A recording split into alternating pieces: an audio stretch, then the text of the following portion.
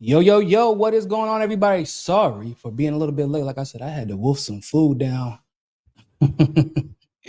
We are live right now on YouTube. We are live on Twitter again. Finally, we will be live on Rockfan in a second, and we are also live on Rumble. What's going on? What's going on? Y'all do me a favor. Y'all like this video. Y'all share this video. Please and thank you very much so. We already got people in here waiting. Joe Swartz said it's Marijuana Monday for me. Look, you just reminded me. I'm dry. Usually it would be, but you know. Can't. I don't got it. I don't got it on me at the moment. So I'm working on what we got, baby. I'm working on what we got. Jimmy Tessio. Oh man, I probably butchered the name, but he said bon appetit. I appreciate it. It was great. I actually had steak and rice because in Brazil, the only food they have is steak, you would think. But nah, I appreciate it. It was great. I've had a long morning, guys. I've had a long morning.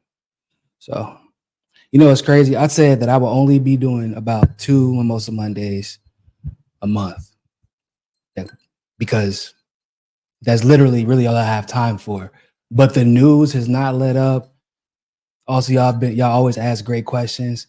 And when I'm like having like not a bad day or like I don't want to say bad because it's not like it's been bad, but I need like some cheering up. You know, the news has been sad or annoying. I like coming here. You guys are like y'all are my peace. Y'all are my peace because I know we're gonna have some rational conversations. I know we're gonna have rational discourse.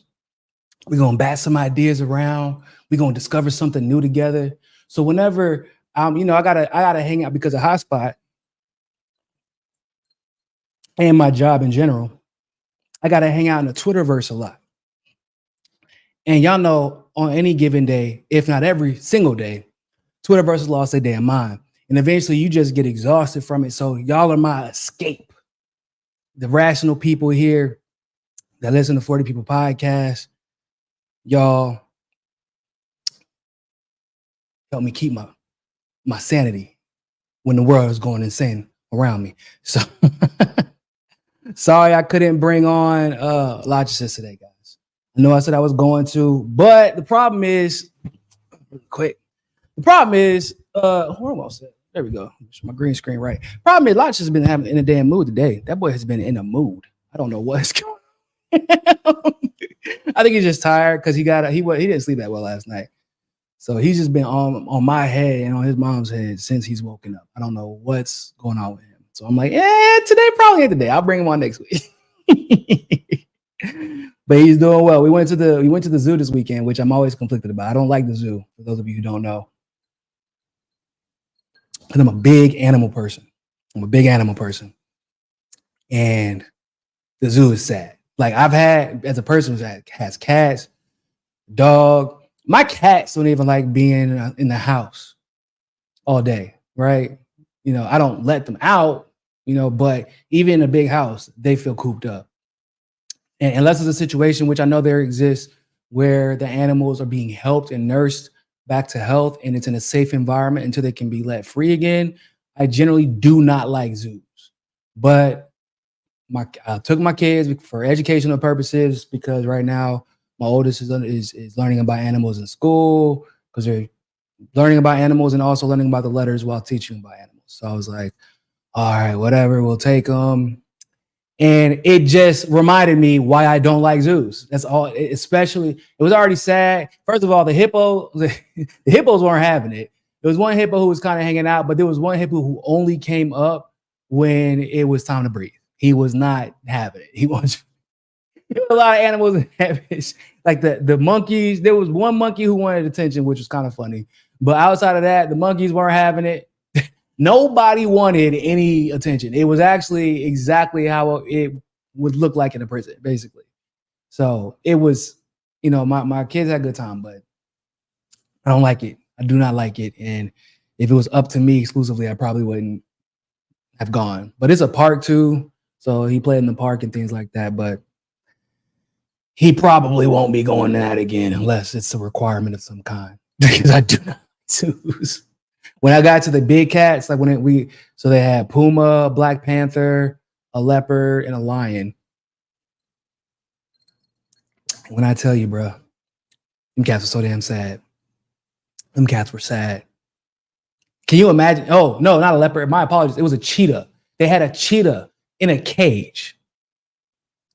I'm trying to read somewhere to figure out whether or not this cheetah was being nursed back to health. What were the reasons? Because I can't think of a single justifiable reason outside of health that you could use to have a cheetah in a cage.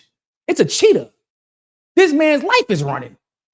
And he's just in the cage looking sad. Let's do some shout outs.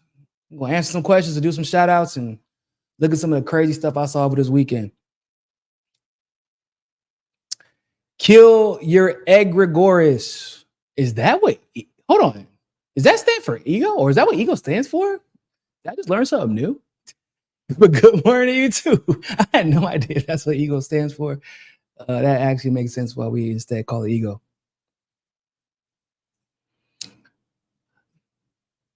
Topher 1010. Go Topher. Go Topher. Anyway, I love how you made the whale hate remove you from the show.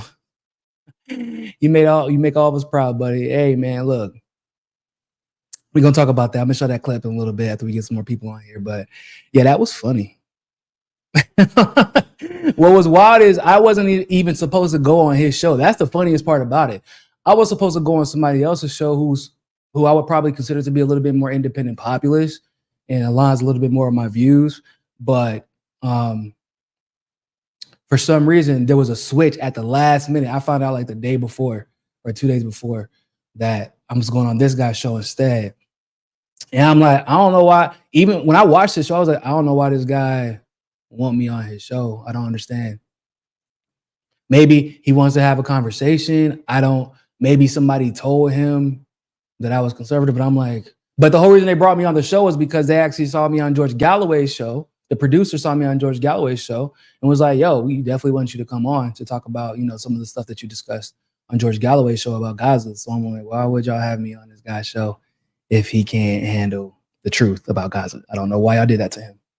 Because that boy, I can guarantee he was way more embarrassed than I was. Like, I was laughing. I was perfectly fine. Only thing I was mad about is I'm like, man, I planned this interview in the middle of my day. I should have charged his ass. I could have been playing video games with my son and doing some shit. I don't know, but I could have been doing more than that. Sentient Dreamer, what's going on? Nina, what's up? What's up? What's up? Friendly Brilliant. I had to homeschool my kids in adequate. Oh, I had a homeschool to give my kids an adequate education. They weren't teaching them anything in schools in CA, and my kids were in the GATE program, and school said they couldn't educate them at their level. That makes sense. So my oldest is in private school right now, and they use that, what is it, Montessori type of, like, it's very experiential, interactive, type of, it was created by Dr. Montessori. So it's one of those type of schools. So it's like very hands-on. They have the regular teacher, but then they have maybe, I think, 4 or 5 assistants for like 20 kids. So if like in US school, even in private school, that's unheard of. So it's very hands-on. And my oldest is really smart. He just has horrific ADHD. I thought I was bad when I was a kid. He put me to shame. It's not his fault. It's largely because of him being an only child for so long, combined with the fact that he lived with his grandma for a period, which was not good for him because he was just being kind of treated like a doll, like a pet. So every interaction with him was give him what he wants, and kind of like I don't know, like kind of how you interact with dogs. It actually pissed me off. It's been a conversation. And so when you have a kid that smart who's also really interested in doing a lot of things, because he's very interested in everything. He's always asking me questions, and The problem is he's never had to maintain attention for a long period of time, for like any span of time, really, because no one is actually. Well, now he has his parents doing it, but in that situation with his grandmother, no one was actually engaging with him. It was, here's a toy, here's the TV, here's YouTube, and it would be, you know, oh, what do you want to eat? What can I give you? Like, kind of thing. And when you already have ADHD, when you have zero practice paying attention to anything for more than 10 seconds, it's a problem. So the teacher has been really good. The assistant, I should say, has been really good about helping him manage that. In the house, we have to. It's a every day is a struggle. And you know, especially when it comes to kids with ADHD, they tend to be really smart, and he is really smart. But that actually kind of, I'm not gonna say it makes the situation worse. It just makes it a little bit more difficult to deal with. But I've considered, like, if we end up ever moving back to the States, unless they play sports, unless they're playing sports at the time, it is highly likely that they'll be homeschooled. It's highly likely, because even private school or an open charter school with specific discipline focus, because they have a lot of those in South Florida. So other than that, I don't rock with the public school system at all.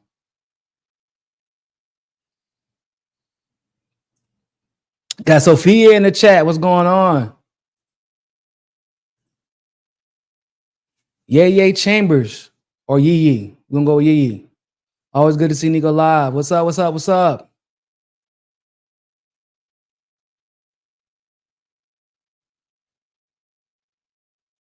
Yeah, this Venezuela is what's crazy about Venezuela. Everything anyone asking about Venezuela is anyone asking about Venezuela.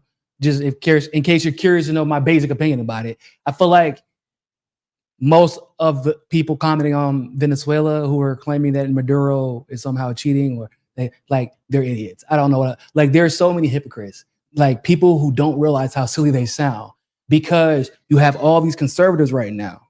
They're literally echoing the same propaganda as the Democratic administration, right? This is Kamala and Joe Biden's administration that are criticizing the results of one of the most secure election systems in the world. Okay. They're the same ones. They're literally like, hold on. So Joe Biden and Kamala are always lying, except for in this case where you agree with everything they say. Oh, except for in the case where Kamala and Joe Biden agree with Marco Rubio and Ted Cruz. If you're agreeing with Kamala Harris, Joe Biden, Marco Rubio, Ted Cruz, and Anthony Blinken, you need to maybe you should just readdress your logic. Maybe you should take a second to step back and think things through. Because when have ever in history have all of those people agreed and they were on the right side of history? Come on, guys. Let's use some critical thinking skills here. Let's use some critical thinking skills. Thoughts on the Dr. Doom casting? Oh man, I love it. I love it. There's some people who are complaining. I'm like, bro, first of all, I understand. So the fact that Robert Downey Jr. is playing Dr. Doom is dope as shit to me, because one, I knew that they had to kill off Tony Stark eventually, partially because of Robert Downey Jr.'s age. But having him play Dr. Doom as an element where you don't really have to, age isn't as big of a factor, so we get Robert Downey Jr. more without, like, for at least another 10 years probably. So there's that. Secondly, we have to understand this is Marvel. So if they the Russo brothers came back, in case y'all didn't know, the Russo brothers who did Captain America Winter Soldier, Captain America Civil War, and Infinity Wars and Endgame, those Russo brothers, they came back when they announced that Robert Downey Jr. was playing Dr. Doom. So they haven't taken an L yet. So there's that. If the Russo brothers agree, it means that MCU is going in a direction that they approve of, and that's why they rejoin. I would assume that it would be so what I think is, here's what I think is going to happen. The reason that the reason that they're bringing in Robert Downey Jr. specifically, and what I'm assuming is he's going to play Tony Stark. And the reason why is because in the comics, there is a variant of Tony Stark or Iron Man that becomes Doctor Doom. The reason why they're choosing a variant of Tony Stark to play Doctor Doom instead of just having a random actor, Victor Von Doom play Doctor Doom, is because they're trying to make up for the Kang disaster. They've had all of this work done already in the multiverse to set up the process of variants, to set up, when you look at the Loki series, one of the best fucking well-written series I've ever seen for any show ever.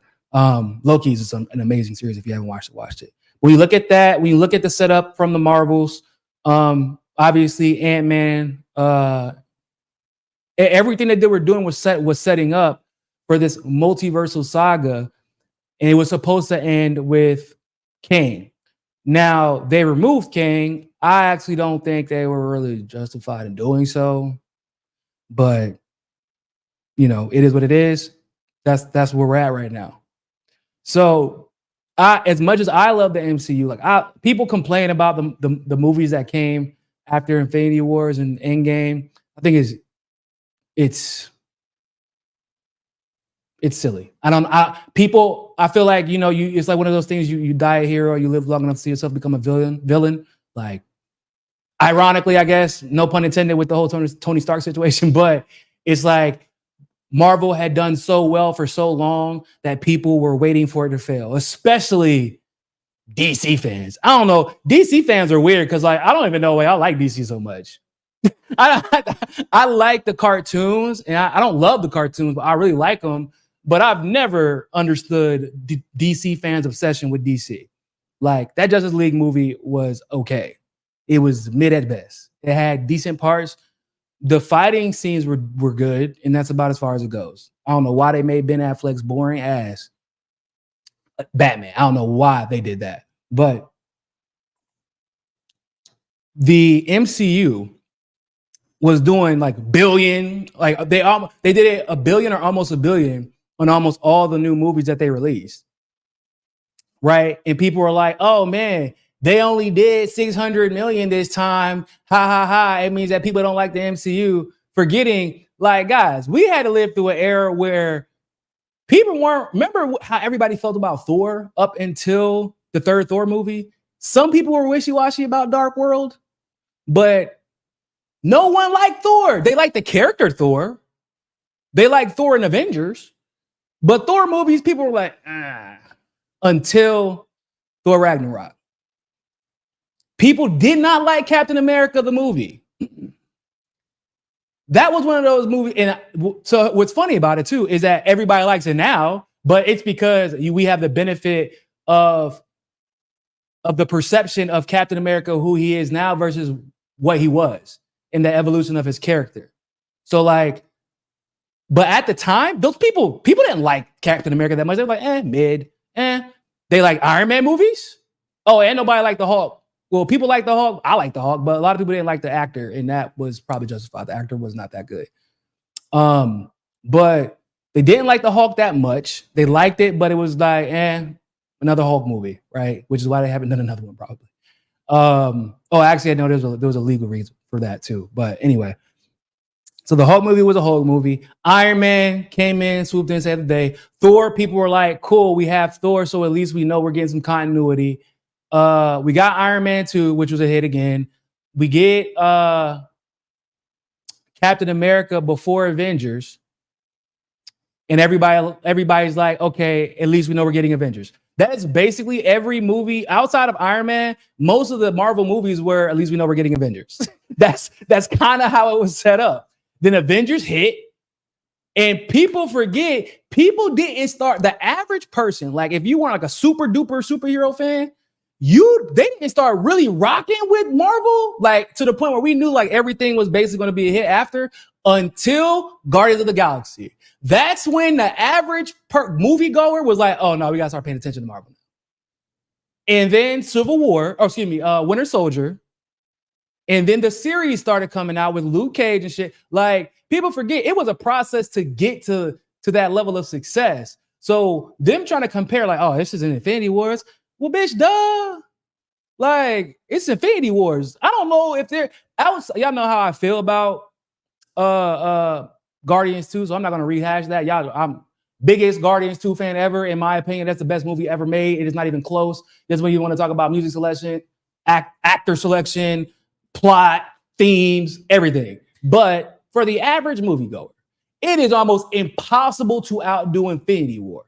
It is impossible because you don't have the benefit of anticipation. There's anticipation, there's buildup, there was so much that went into play outside of the actual making of the movie that you can't replicate it again, because we've never seen I always say the closest thing that we've ever seen to an Infinity War situation, Infinity War Endgame, is literally Harry Potter. That's it. That's the closest. Some people might argue Star Wars, but I wouldn't even give it that, because because a lot of the Star Wars shit, the side characters and all that stuff, Clone War movie, or excuse me, cartoon, all that stuff started after episode 3. It wasn't part of the buildup of the plot and the storyline. Like, you didn't have to watch things to understand things. Like, you didn't have to watch, like, for example, Agents of S.H.I.E.L.D. That show is the shit. And if you're like a big Marvel fan, people who don't like Marvel all that much, the MCU, they love Agents of S.H.I.E.L.D. But that's also, Agents of S.H.I.E.L.D. is actually a main part of the plot. And some of Age of Ultron is actually somewhat confusing if you have not watched Agents of S.H.I.E.L.D. So I like the casting of Robert Downey Jr. because he re-brings the spark that ignited the MCU.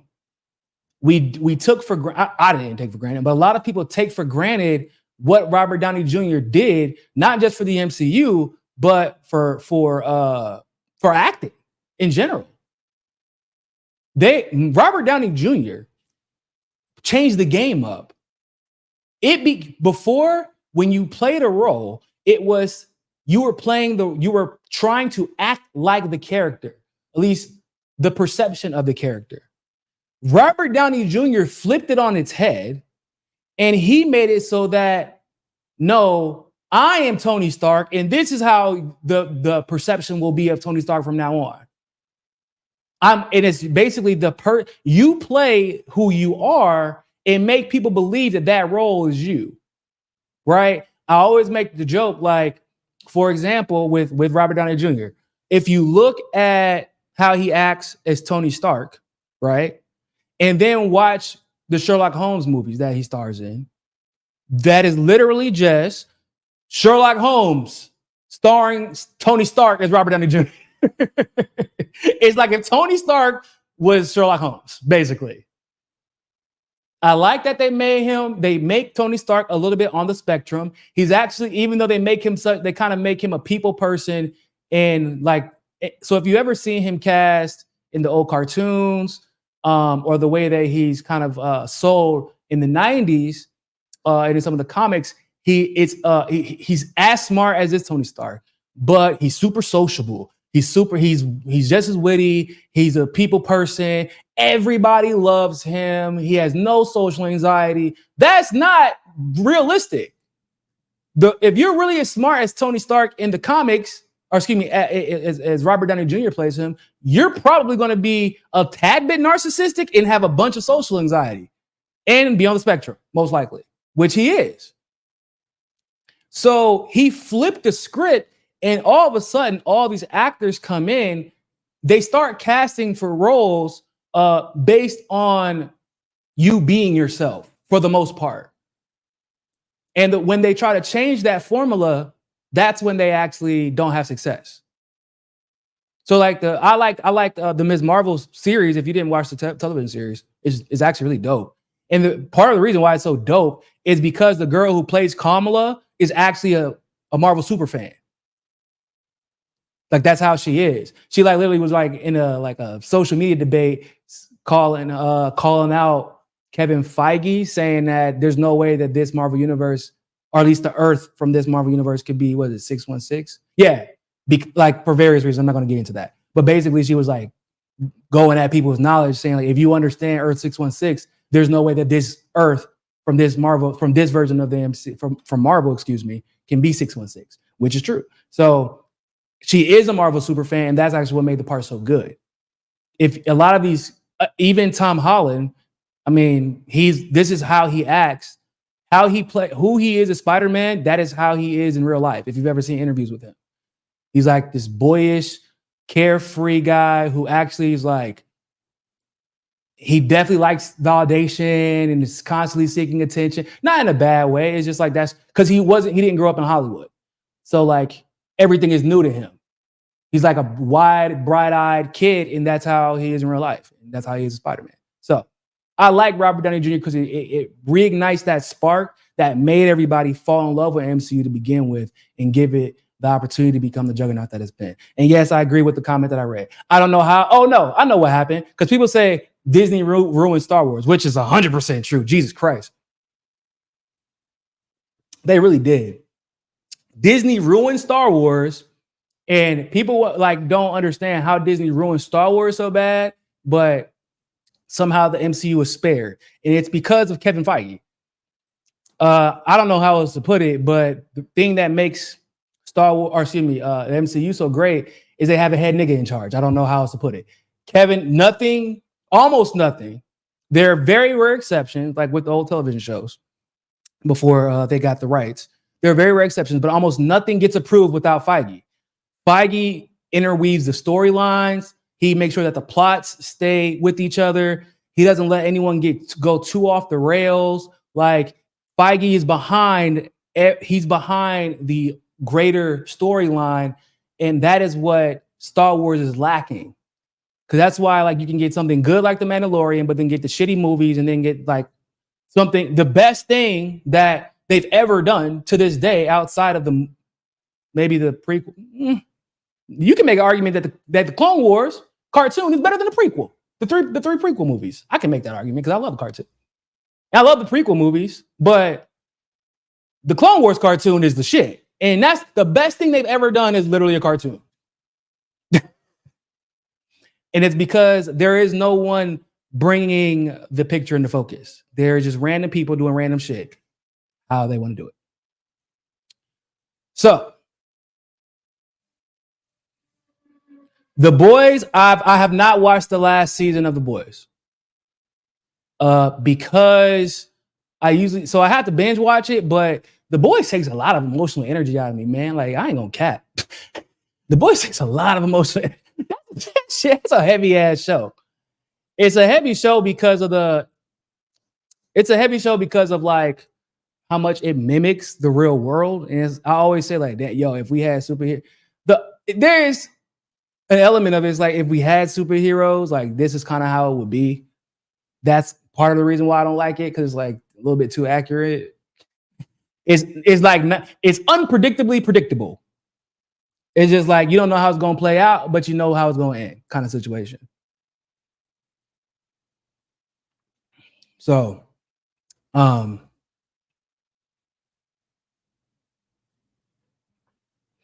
but it's a great show. I love the show. It's just a lot. It's a lot.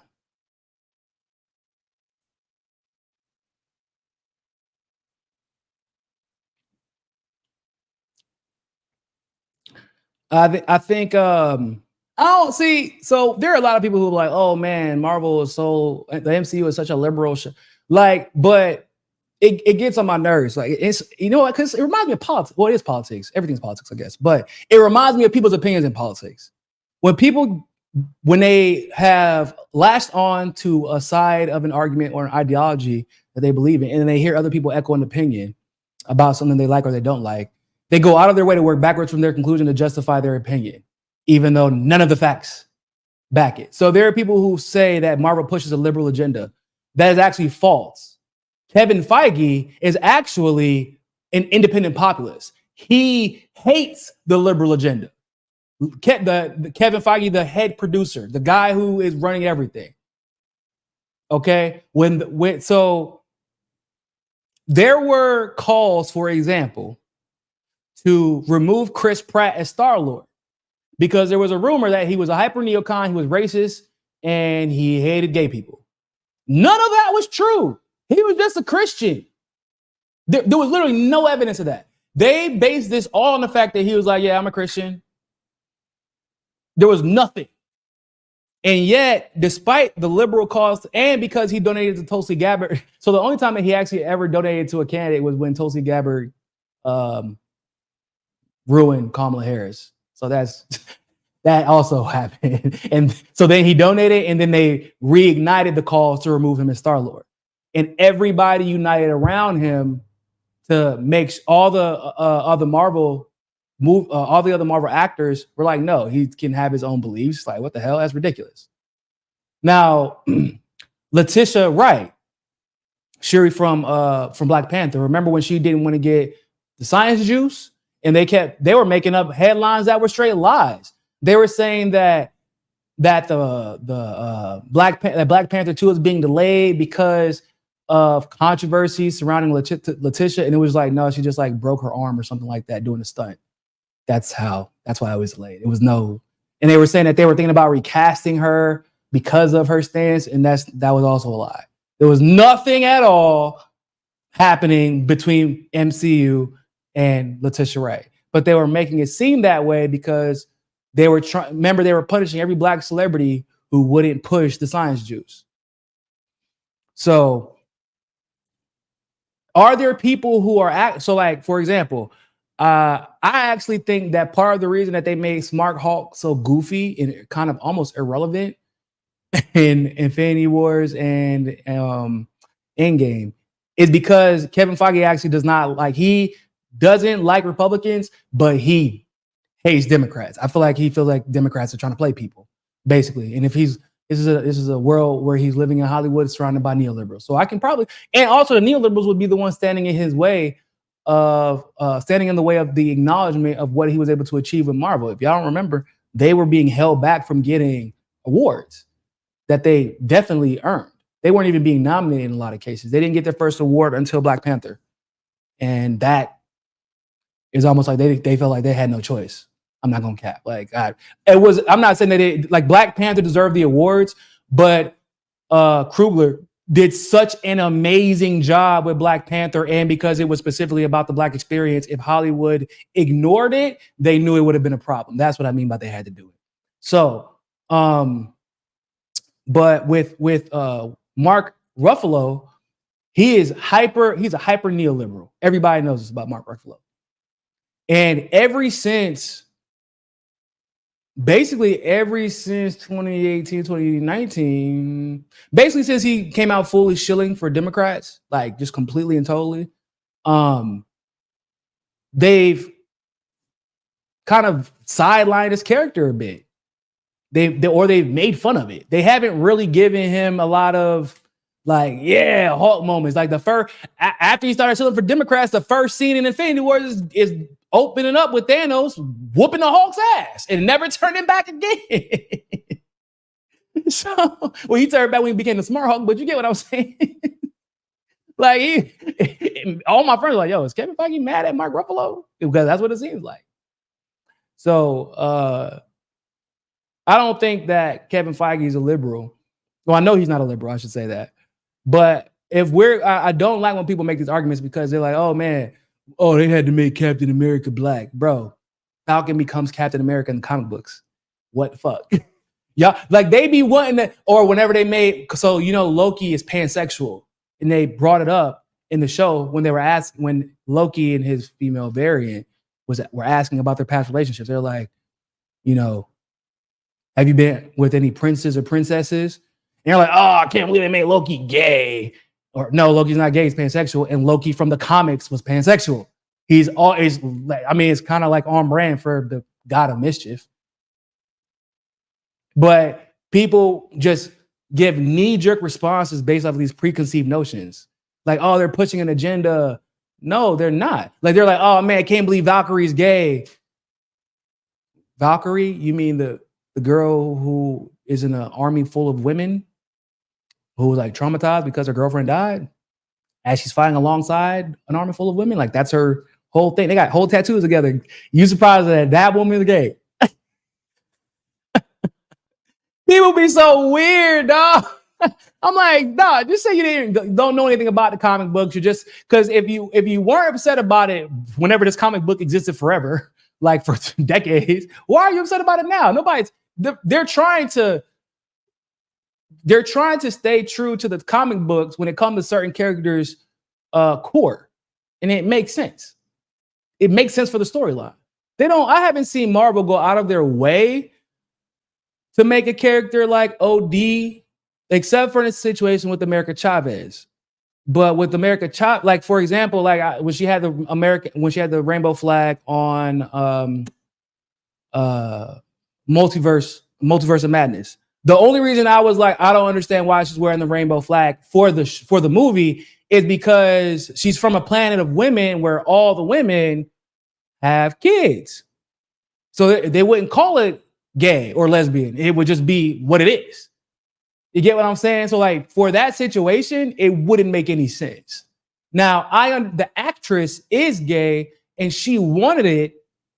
And that was part and they were like, yeah, that's cool, whatever. So that part I understand. But for if you want to make an argument for that very, very, very super specific situation, then yeah, okay. But like saying that the MCU has some super liberal agenda is weird. When it's actually the opposite, in my opinion. I feel like a lot of the MCU exposes the deep state.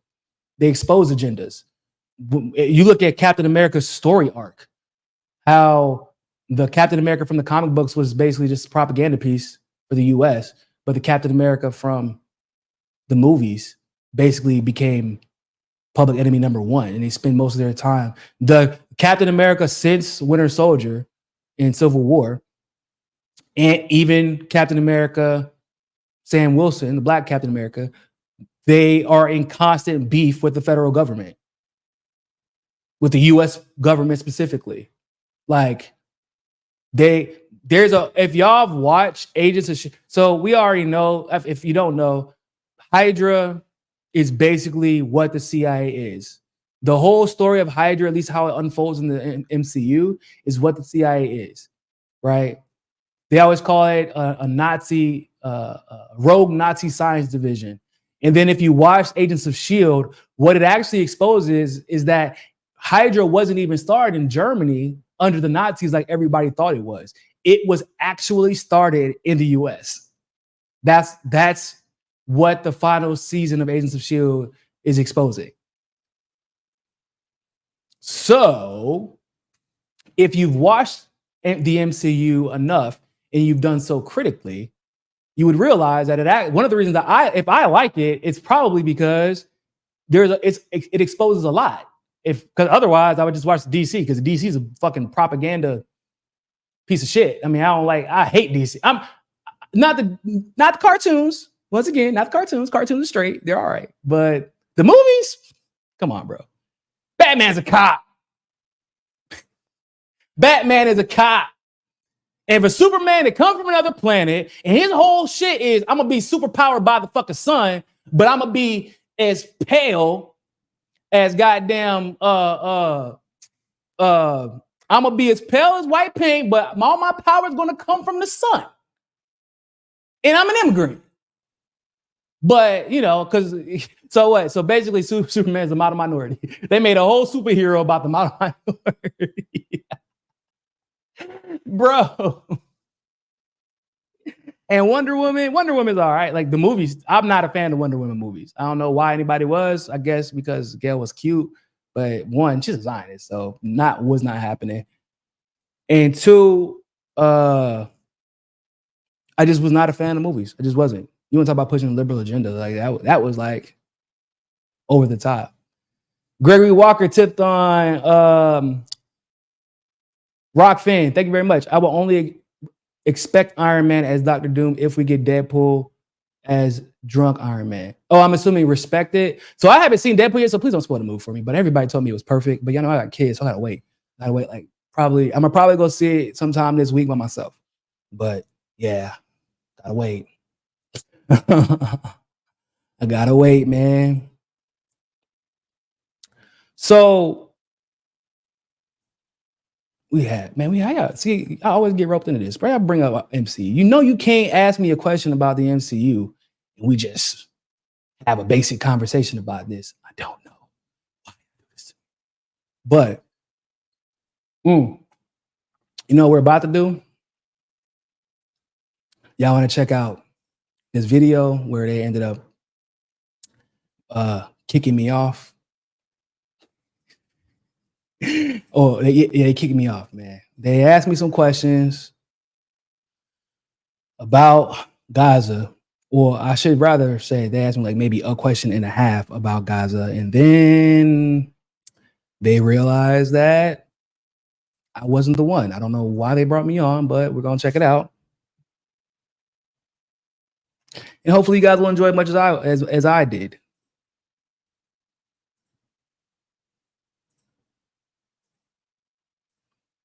Make sure I like this video. Make sure you share this video. Yo, we got like 1,500 new subscribers this month. Shout out to you guys.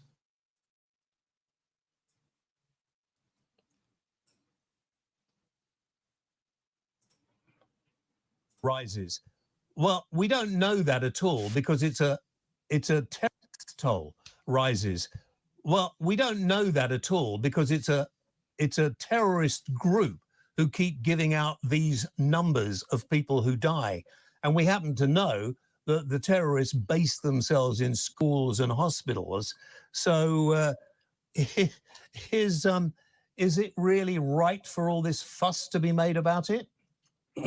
Well, there's actually been zero evidence to prove that they base themselves in schools and hospitals. In fact, no, there hasn't. There's been a lot of evidence. BBC tried to go into Gaza and investigate. There's been a lot of evidence, my friend.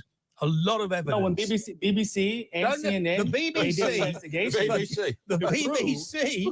don't make me laugh. Well, no. This is the same BBC that actually was preaching the same rhetoric that you were preaching. You shouldn't go to the BBC. When they did the investigation, Israel tried to stop them from doing the investigation, one, but two, when they were finally able to, they realized Israel was lying and their information didn't match. This is the BBC that reported 500 people were killed in a strike when there weren't, that didn't happen, and then they wouldn't apologise. That BBC. The one that's getting complaints about 2 or 3 times a week having to apologise. Yeah, you can make that, but you can make the argument about mainstream media, but the same BBC, they propagated Israeli propaganda, and no one criticized them for that. I don't remember that. They had to this is mainstream media. This is what they do. They're gonna mess up. So it's okay. It's okay with you, Niko House. It's all right for you. First of all, it's hilarious that this man literally tried to say that he don't remember when BBC was propagating Israeli propaganda. That's wild. So just say you don't watch the news. It's just which is okay. If you don't watch BBC at all, I can understand that. But I mean, he also just tried to pretend. He's like, don't watch BBC, almost like he never watches it. But then when I tell him what happened on BBC, because I make sure to check out, you know how we are, independent media, we have to watch the propaganda to know what they're saying. So when I tell him, no, I actually watched it, he's like, no, I've never seen that. Well, yeah, you just said you don't watch it. So why are you arguing with me about it, bitch? Like, to say that what Hamas, you agree they're a terrorist organization, do you? No, I don't really buy into that framing. So hang on. So you're a stupid idiot. You can get off my program now. No, hold on. Get rid of it. What about the rights? No. This man.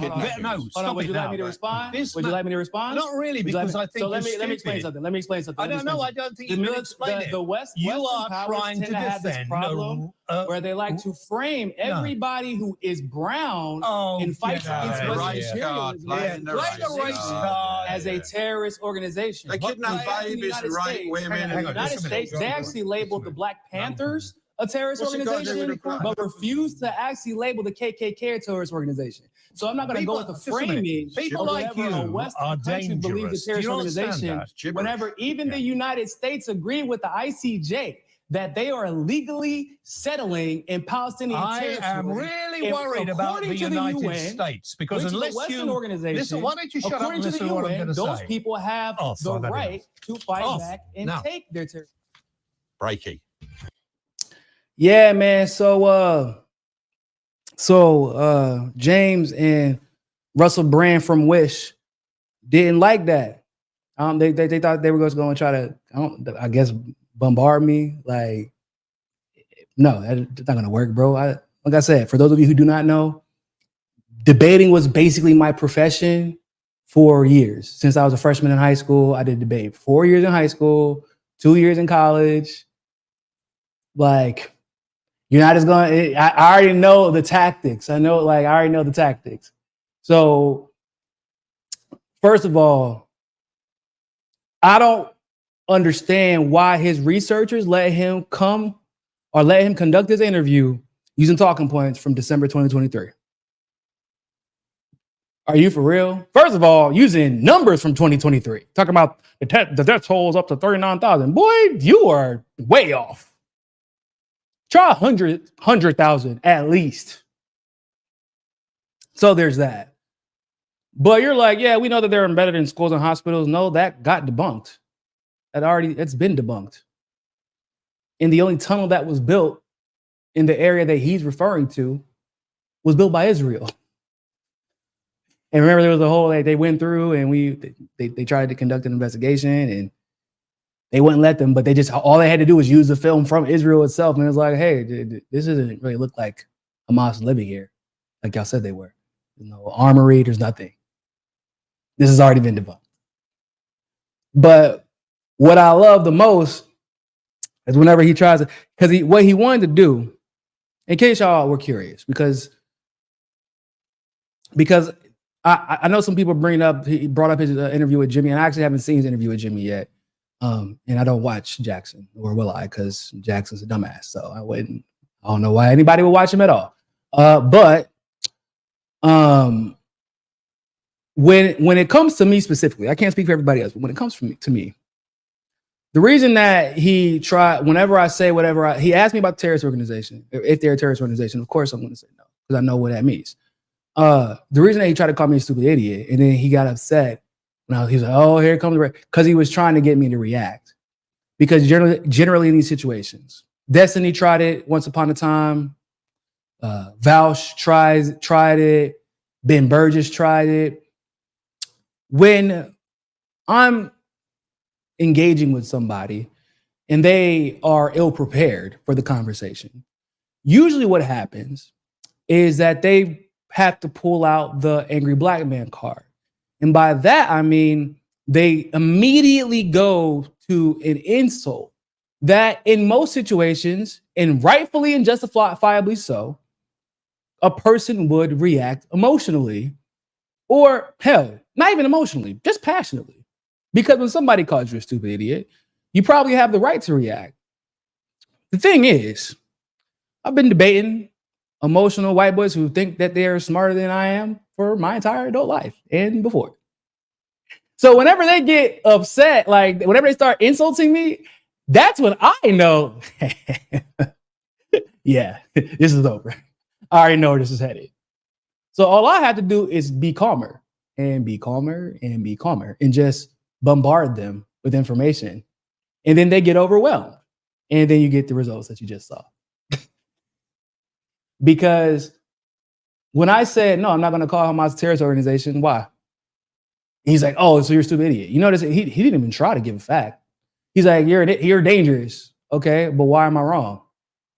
Oh, babies and nope, that's not, no, beheaded babies, but all that shit. You're going to quote more propaganda? No. Come on, Russell Brand from Wish. You got to do better. But now, when I start explaining because it was evident that they actually just didn't know research. Okay, can we even trust these numbers from a terrorist organization? Those numbers, by the way, are not disputed by Israel. They're real numbers, because that 39,000 number is like whatever. That's old. But the real numbers are not even disputed by Israel. Israel tries to justify the numbers, but those numbers are not disputed. Okay?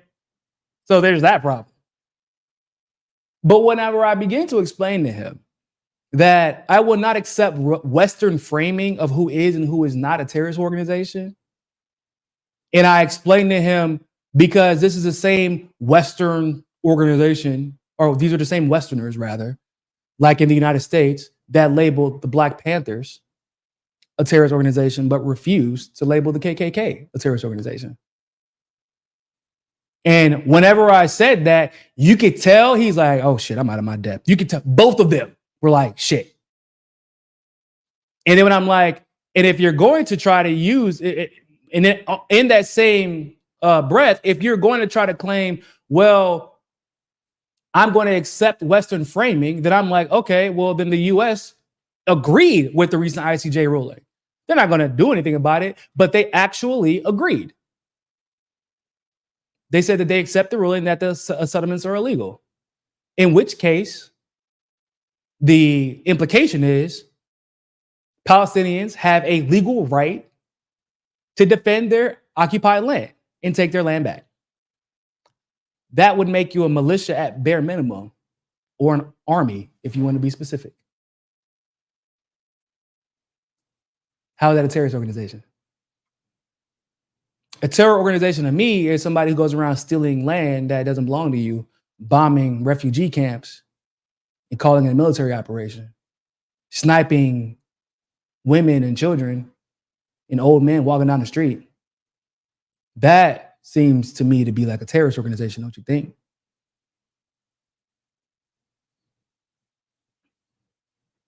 Basically, the West decides who is and who is not a terrorist organization, what is and what is not a terrorist organization on a few factors. One, your uniform. Two, whose side do you fight on? And three, your skin tone. Because hell, at the bare minimum, at least they give respect, enough respect to Russia to call their military an army, but they don't give that respect to Iran, who has one of the largest, most efficient, most well-coordinated militaries in the world. They don't even give that respect. They just like, that's a big ass terrorist organization.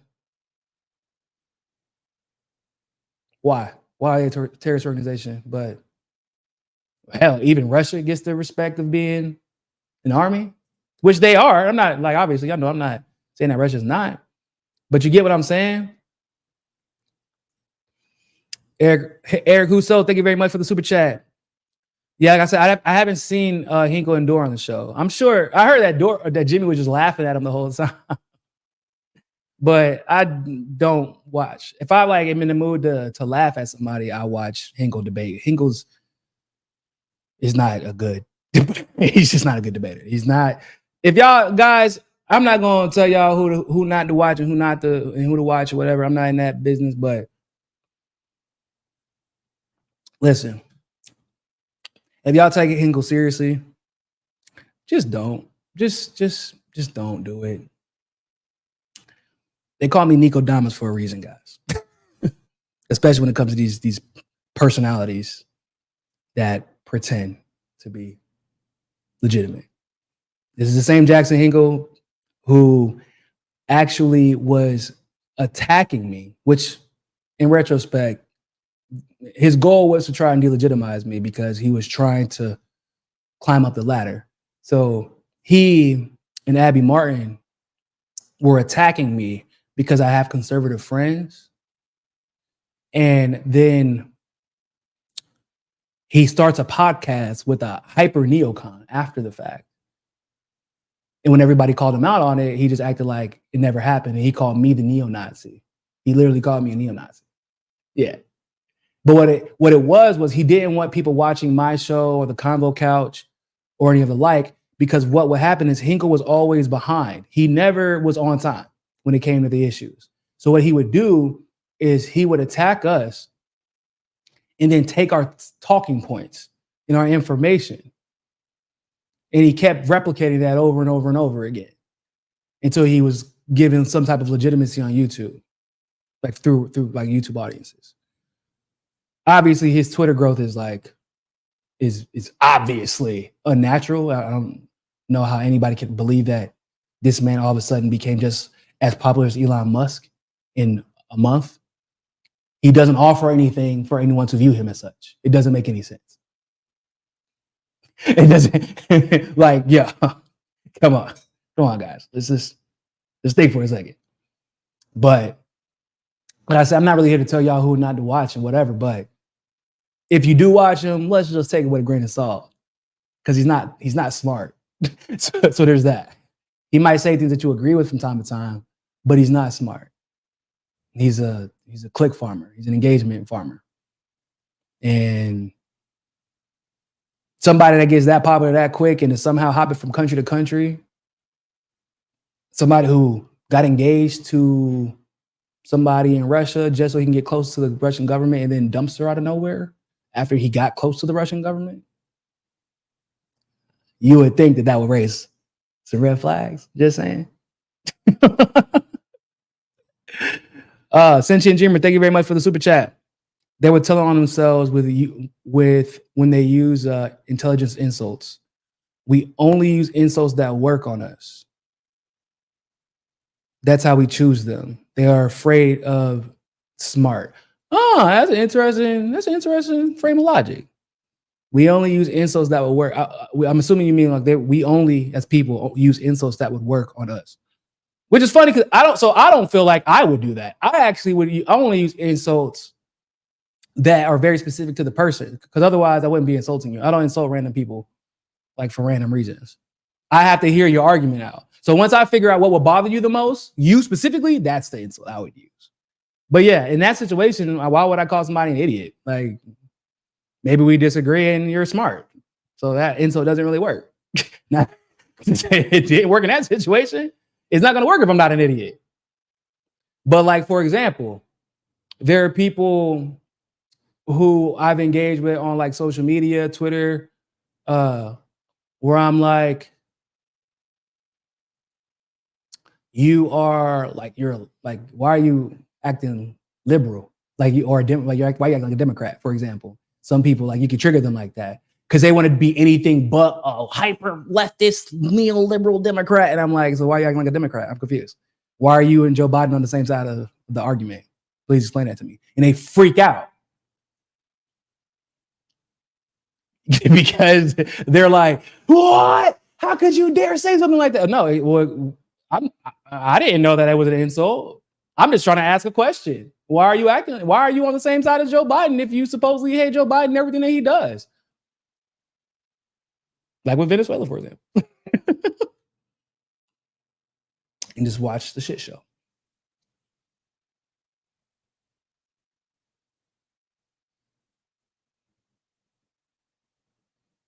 Yeah, the concept of MAGA communism is fucking stupid. I don't know why anyone would take that seriously. Like, I don't understand why. Like, you can't listen. The way that he was on Trump's dick should have been a big red flag for anybody who's legitimate. Because this man is trying, because Trump doesn't like communism, obviously. So to use his slogan and say, oh, it's patriotic communism, no, because the idea of being patriotic in the US versus being patriotic in somewhere like Bolivia is not, it's not even close. You can't compare the two. Patriotic in Bolivia is self-determination. It's fighting against imperialism. It's persevering through all of the corruption and the interference that the West engages in within those countries. Patriotism in the US is obnoxious apathy. That's the only way I can think of it to describe it. It's obnoxious apathy of everything that the United States is doing. And like, you're just pretending like it doesn't happen because you benefit from all of it. And for him to have constantly celebrated Trump the way he did, shout out to Christian999, our newest YouTube member. Appreciate you. But to celebrate Trump, because y'all know me, I call a spade a spade. If Trump deserves it, I'm gonna call him out.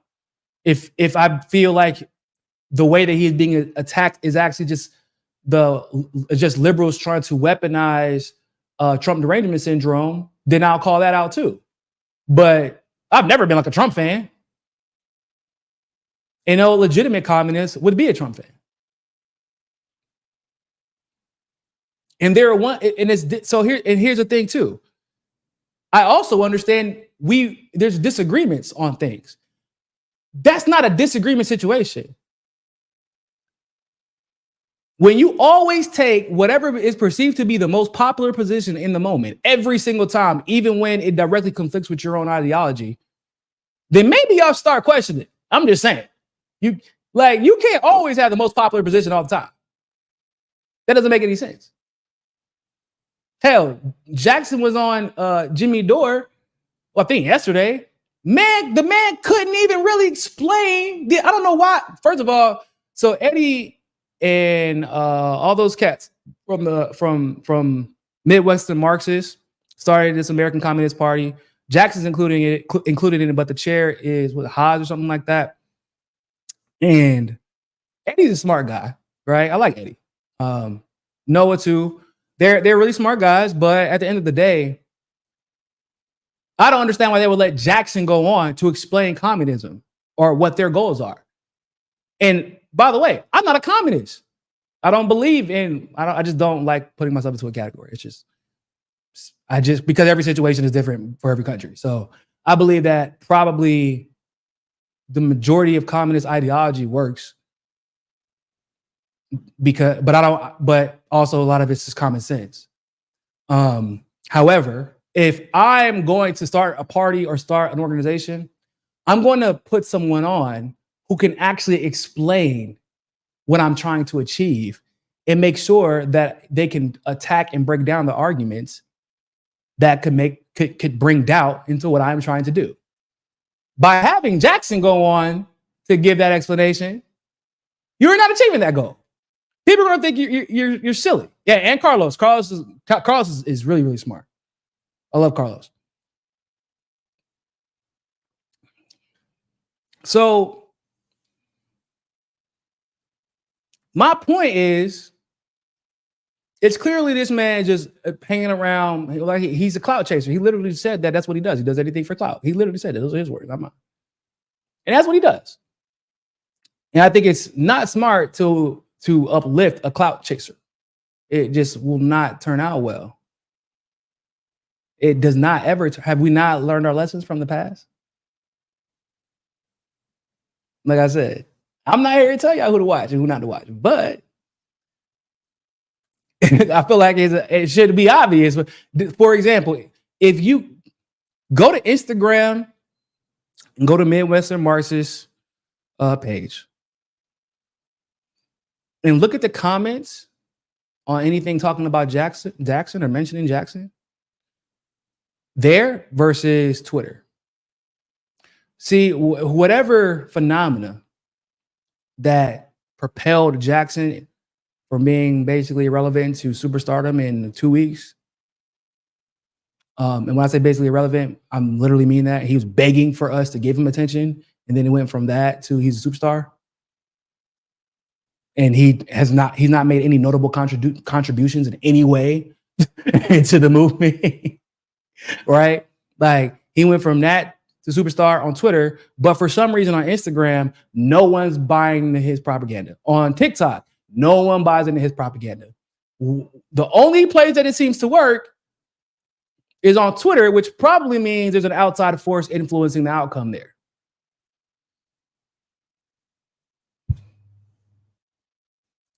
Hinkle sees how corruption in the U.S. Let me put this up. Hinkle sees how corruption in the U.S.'s capitalism. Oh, I'm reading this wrong. Hinkle sees how corruption is in the United States capitalism, and so he's introduced an alternative, new, less corrupt system. First of all, Hinkle didn't introduce shit. We all knew that there was an alternative. He hasn't said anything new. He literally, so for example, I would even make an argument that even though Haas is the chair of this new American Communism Party, is that what they call it? I think you could probably make an argument that Eddie, Noah, and Carlos are the ones who made this idea mainstream enough for them to organize this. It wasn't even Jackson. Jackson just jumped on board later.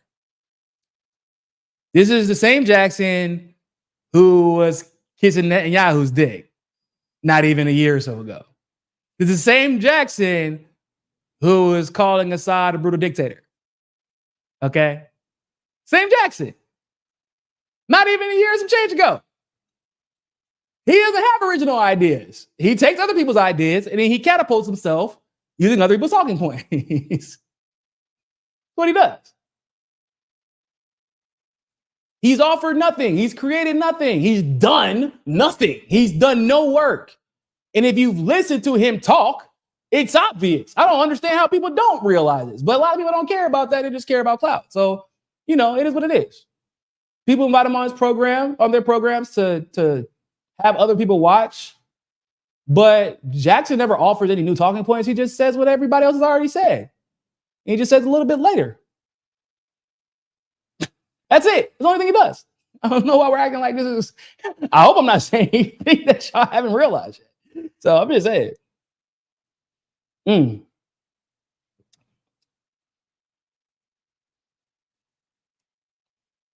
Burn bridges. Burn bridges with who? Oh, I'm assuming that y'all talking about something else that I missed in the chat.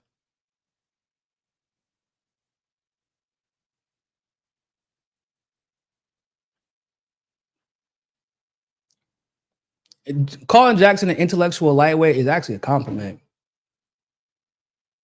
Associating it with him with anything intellectual is a compliment, to be completely honest with you. Everyone likes him for his hair. At least that's what Jimmy Dore said. I mean, yeah, he has cool hair, I guess. I don't know, I guess. Oh man. Cobra Command said, their weightlifting chats are hilarious. These guys are super small, 5 feet. Yeah, I know. Yeah, Jackson is small in case I don't know. When I did an interview with him in Washington, D.C. for the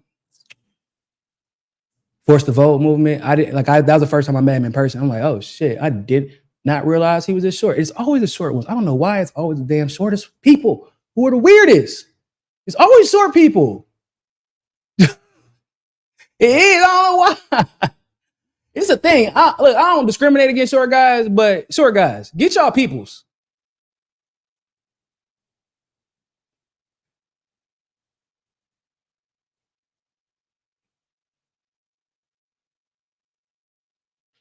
Hold on, are you saying don't burn bridges with who? Jackson is not a bridge.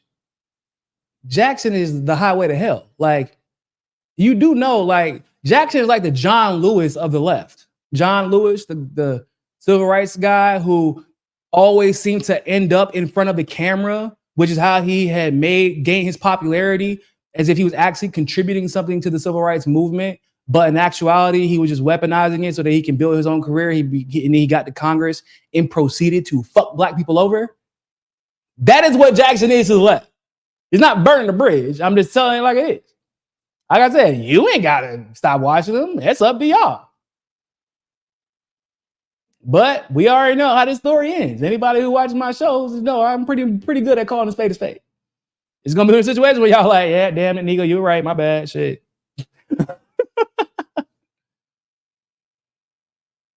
You mean generally Hinkle is liked by Jimmy? Yeah, but I love Jimmy to death. Jimmy's a horrible judge of character. I love Jimmy to death. But Jimmy is a horrible judge of character. He is. Jimmy oftentimes elevates people who stabs him in the back. Literally. It is one of his character flaws. We all have them. But Jimmy will uplift people who are disingenuous, because Jimmy has a bottom line, he has to me. Jimmy's putting food on the table for a lot of people.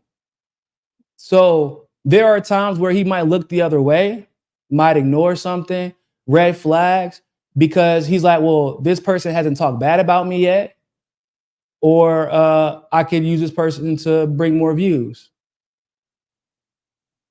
And so, like, as much as I love Jimmy, I'm not going to use Jimmy as my barometer for somebody to judge somebody's character. If Jimmy invites someone, this very rarely. So, for example, there might be like 2 or 3 people that I like that I know are genuine that Jimmy brings on regularly. But if Jimmy brings on somebody too much, usually that person is not a good person. It's not a genuine person. If he seems like he's confiding in him too much or them too much, and I love Jimmy to death. But that's just like one of his things. There's some people who have weird character flaws, and that's one of them. And it is for random reasons.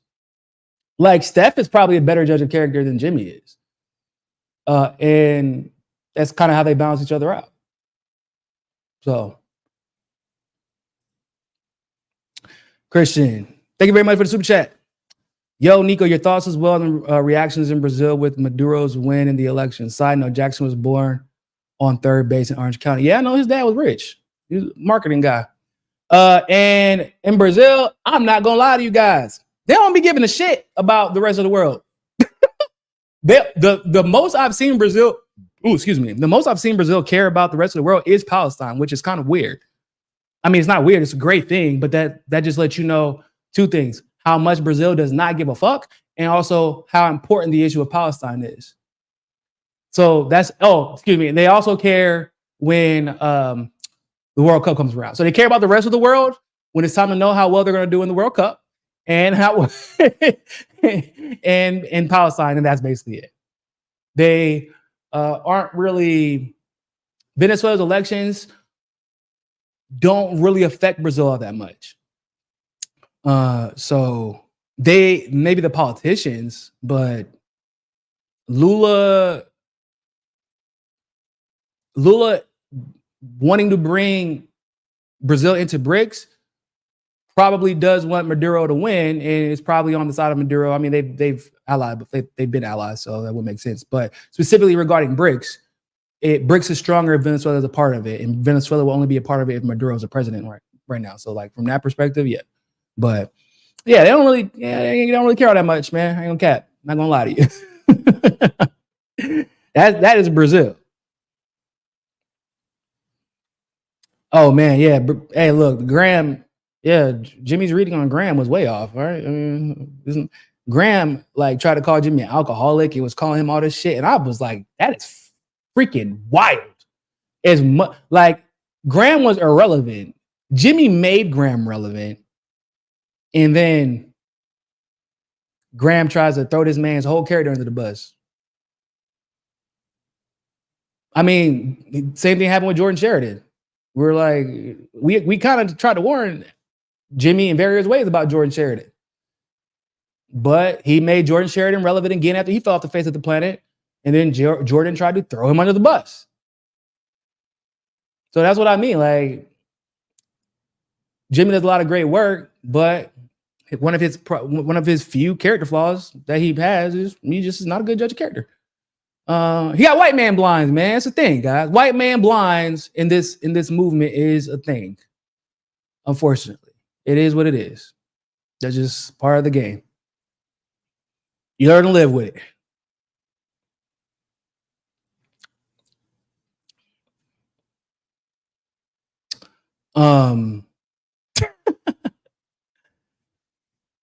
Hodge really needs to work on his people skills. He can be super off-putting. I've heard that. You know, I don't really feel any type of way about Hodge personally. I just know that the idea of MAGA communism is stupid. That was basically my principal complaint, is that the idea of MAGA communism is dumb as shit. That is a stupid idea.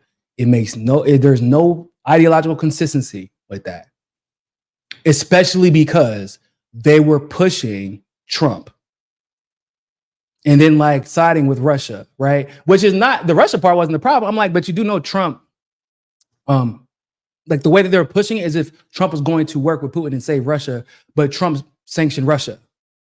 Like, yeah, he might be friendlier towards Russia, but he ain't friendly. He's only friendly on camera, but he's signing off on the bills to sanction them and cause problems in the area. So like, but y'all not gonna say nothing about it? No, of course you're not.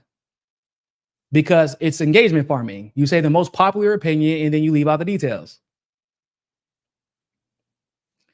What is white man blinds? Oh, white man blinds. Okay, so in this particular space of independent media, me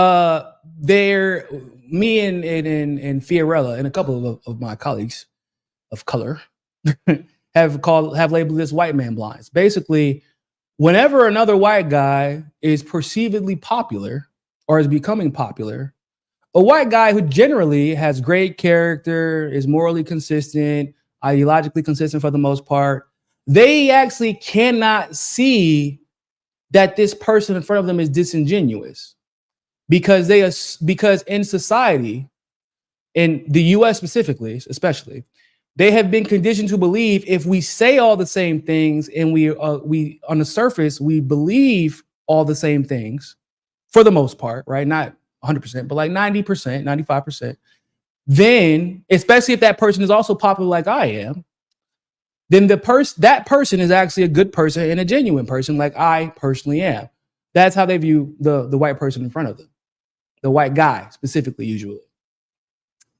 And now on the other side of that, there is another standard for journalists who are not white males, where there is an assumption of illegitimacy until we prove to be legitimate. And even still, there will always be seeds of doubt.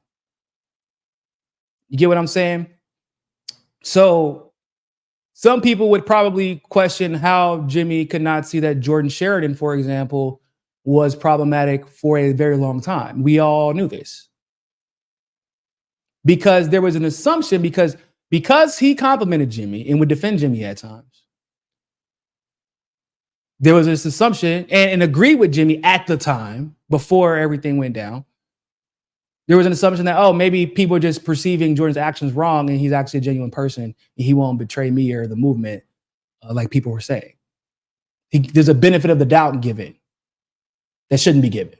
I don't know why. Well, there's a lot of reasons why, but that would be too much to get into. But yeah, there you go. But that benefit of the doubt is not given by those same journalists to Black journalists or people of color. You get what I'm saying? There's a double standard.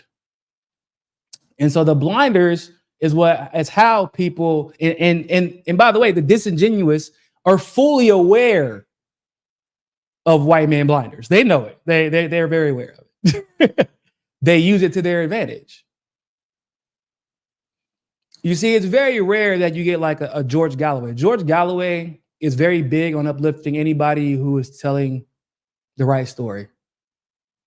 But George Galloway wasn't raised in the US, right? George Galloway is always, since I've known him, he's always uplifted me, uplifted colleagues of mine. He's uplifted Garland Nixon since before Garland became as popular as he's become recently. He's uplifted journalists of color, journalists who are on the ground in certain countries. He doesn't just get a bunch of white men, put them on the show, and just like does a rotating wheel of white guys saying the same shit over and over again. That is not the case for most of the journalists in the US, the independent journalists in the US. You get what I'm saying? So it's just conditioning. I don't know what else you want me to call it. I can't.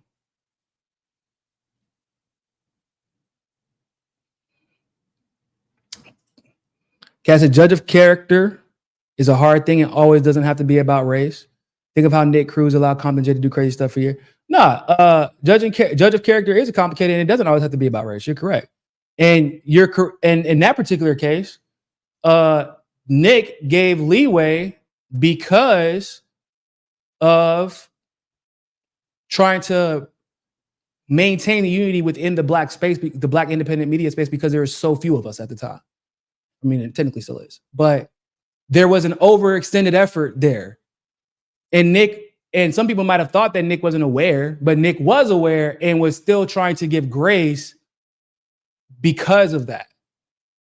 So that wasn't even blinders. He just was trying to give grace to Jay.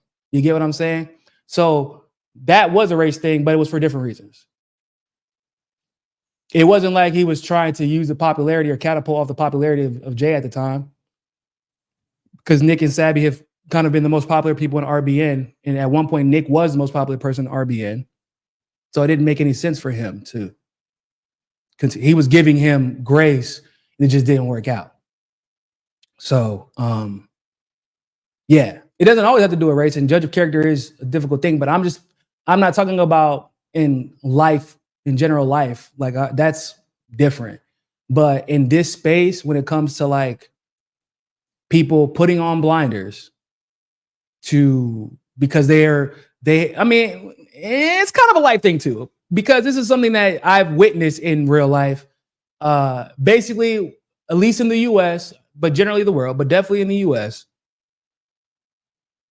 when people enter the room, there is this weird little exchange that everybody kind of goes through so that they can figure out how they can benefit from the relationship and if it is worth maintaining. It is this little mask that everybody puts on. And they manage that relationship in accordance to how they feel they can benefit from it. It is well known that in this particular space, if you can get in the good graces of a randomly popular white guy, you can be famous really fast. You're given a certain type of grace. There's an assumed authority on the issues that otherwise wouldn't be assumed. That is why, for the longest time, people were like, yo, man, Niko, it's really cool to see you in the space because you're like the only fucking black guy here. In my corner, drinking a cup of Incredible Hulk. See, y'all probably don't even know what that is if you're not. But I was the only one drinking it. I don't drink Hennessy no more, though. That shit don't do me right. But once it is established that you can benefit from that person, all of a sudden the red flags, they just start doing this. They just start ignoring them. Like, what are y'all talking about, man? I don't really see it like that. I don't know if that's true. I don't really believe that. He never did that to me. And that's when it really becomes like, that's the argument that eventually gets made. Even after they see all the red flags, they say, well, he never did that to me. You get what I'm saying? Like, that's what it ultimately, he never did that to me. Like, yeah, but you didn't watch him do this to everybody else? You didn't see this? Like, I've seen people that are considered reputable journalists steal without giving credit, like steal information that you can only get from somebody who was on the ground. Or they steal this information without giving credit and pretend like it never happened. And other journalists will know about this. We got our own little community. We all know what be going on. Y'all don't know every detail, but we be talking. And the excuses that will be given are usually along the line after everyone confirms, like, yeah, that shit's true. Well, he never did that to me. Daniel, man, why you out here telling everybody what's going on? Don't be telling everybody what it is. You don't ruin it. Yes, everybody. Incredible Hulk is Hennessy and hypnotic. Damn it. Telling everybody what it is. Don't be telling everybody. That was a time. That was a time in my life. As far as Maduro's election, just to go back to that point in general, it's wild to me to see the reactions that people are giving, because I'm like, it's kind of funny because I love whenever foreign elections like in Venezuela or Bolivia or something like that come up, because I'm looking at my TL and I can't tell who's conservative and who's a Democrat. I can't tell who's Republican and who's a Democrat because they all saying the same shit. Bro, there's no difference. Maduro stole the election. No, they have one of the most secure election systems in the world. What are you talking about? Why are there people who are posting shit saying that, oh, look at Maduro's gang members stealing election machines? Motherfucker, this is a random video of people stealing air conditioners, and you can hear the woman in the video saying Spanish. And they got community noted and had to delete the tweet. But that was just such in a rush to push Democrat Party propaganda, because that's who's in power right now, right? They saying the same shit as Kamala's people, as Joe Biden's people, as Obama's people. You really can't tell the difference. But outside of all the fact, so first of all, you have to use biometrics to even vote there, so that they make sure every vote's counted once. Then there's a paper ballot. And then they conduct a 54% audit, and the paper ballots have to match the electric ballots 100%. The US could never. They could, but they won't. Right? And this is the same Democratic Party that said this last election, 2020, if you have the audacity to question the outcome of the election, then that in and of itself is undemocratic. But hey, in Venezuela is different. They can question their election outcomes, even though their system is 100% more efficient than ours. But hey, it's different because they're brown and we need their oil. Look, It's embarrassing that we have to have these conversations, y'all. It is so embarrassing that I have to like grab somebody over here that's a conservative and be like, why are you agreeing with Joe Biden? I gotta go grab a liberal and be like, why are you agreeing with Ted Cruz? Look at your fucking Twitter, like look at your timelines, look at everything you're saying. You're saying the exact same shit. If you're echoing the exact same points, then maybe it's propaganda. I don't know. You know, one of the ways that you can tell if there's some funny business going on versus whether somebody's just genuinely popular or the policies rather that this person is pushing are generally popular. Just look at the legislature, because everybody's like dictator, but it's the same thing with Putin, right? They'll be like dictator Putin. In this situation, you know, this is this socialist dictator Maduro. First of all, dictators don't have legislatures that pass policies, so there's that. So that's just a factual statement. It's just not true. It's not how dictatorship. Second of all, you wouldn't have fucking election. There would be no election if he was a dictator. He wouldn't. Why would Maduro even pretend to entertain you? You know who's a dictator? Zelensky. But the US calls him a hero. But anyway, if you look at the legislature, generally speaking, because the localities of each state have to vote on their representatives that go to the federal legislature, you can figure out if the person who is the president at the time is actually popular and the policies that they are trying to pass are actually popular, or if it's a fugazi election. In the case of Maduro, his fucking party, last I checked, occupied 256 out of 277 seats.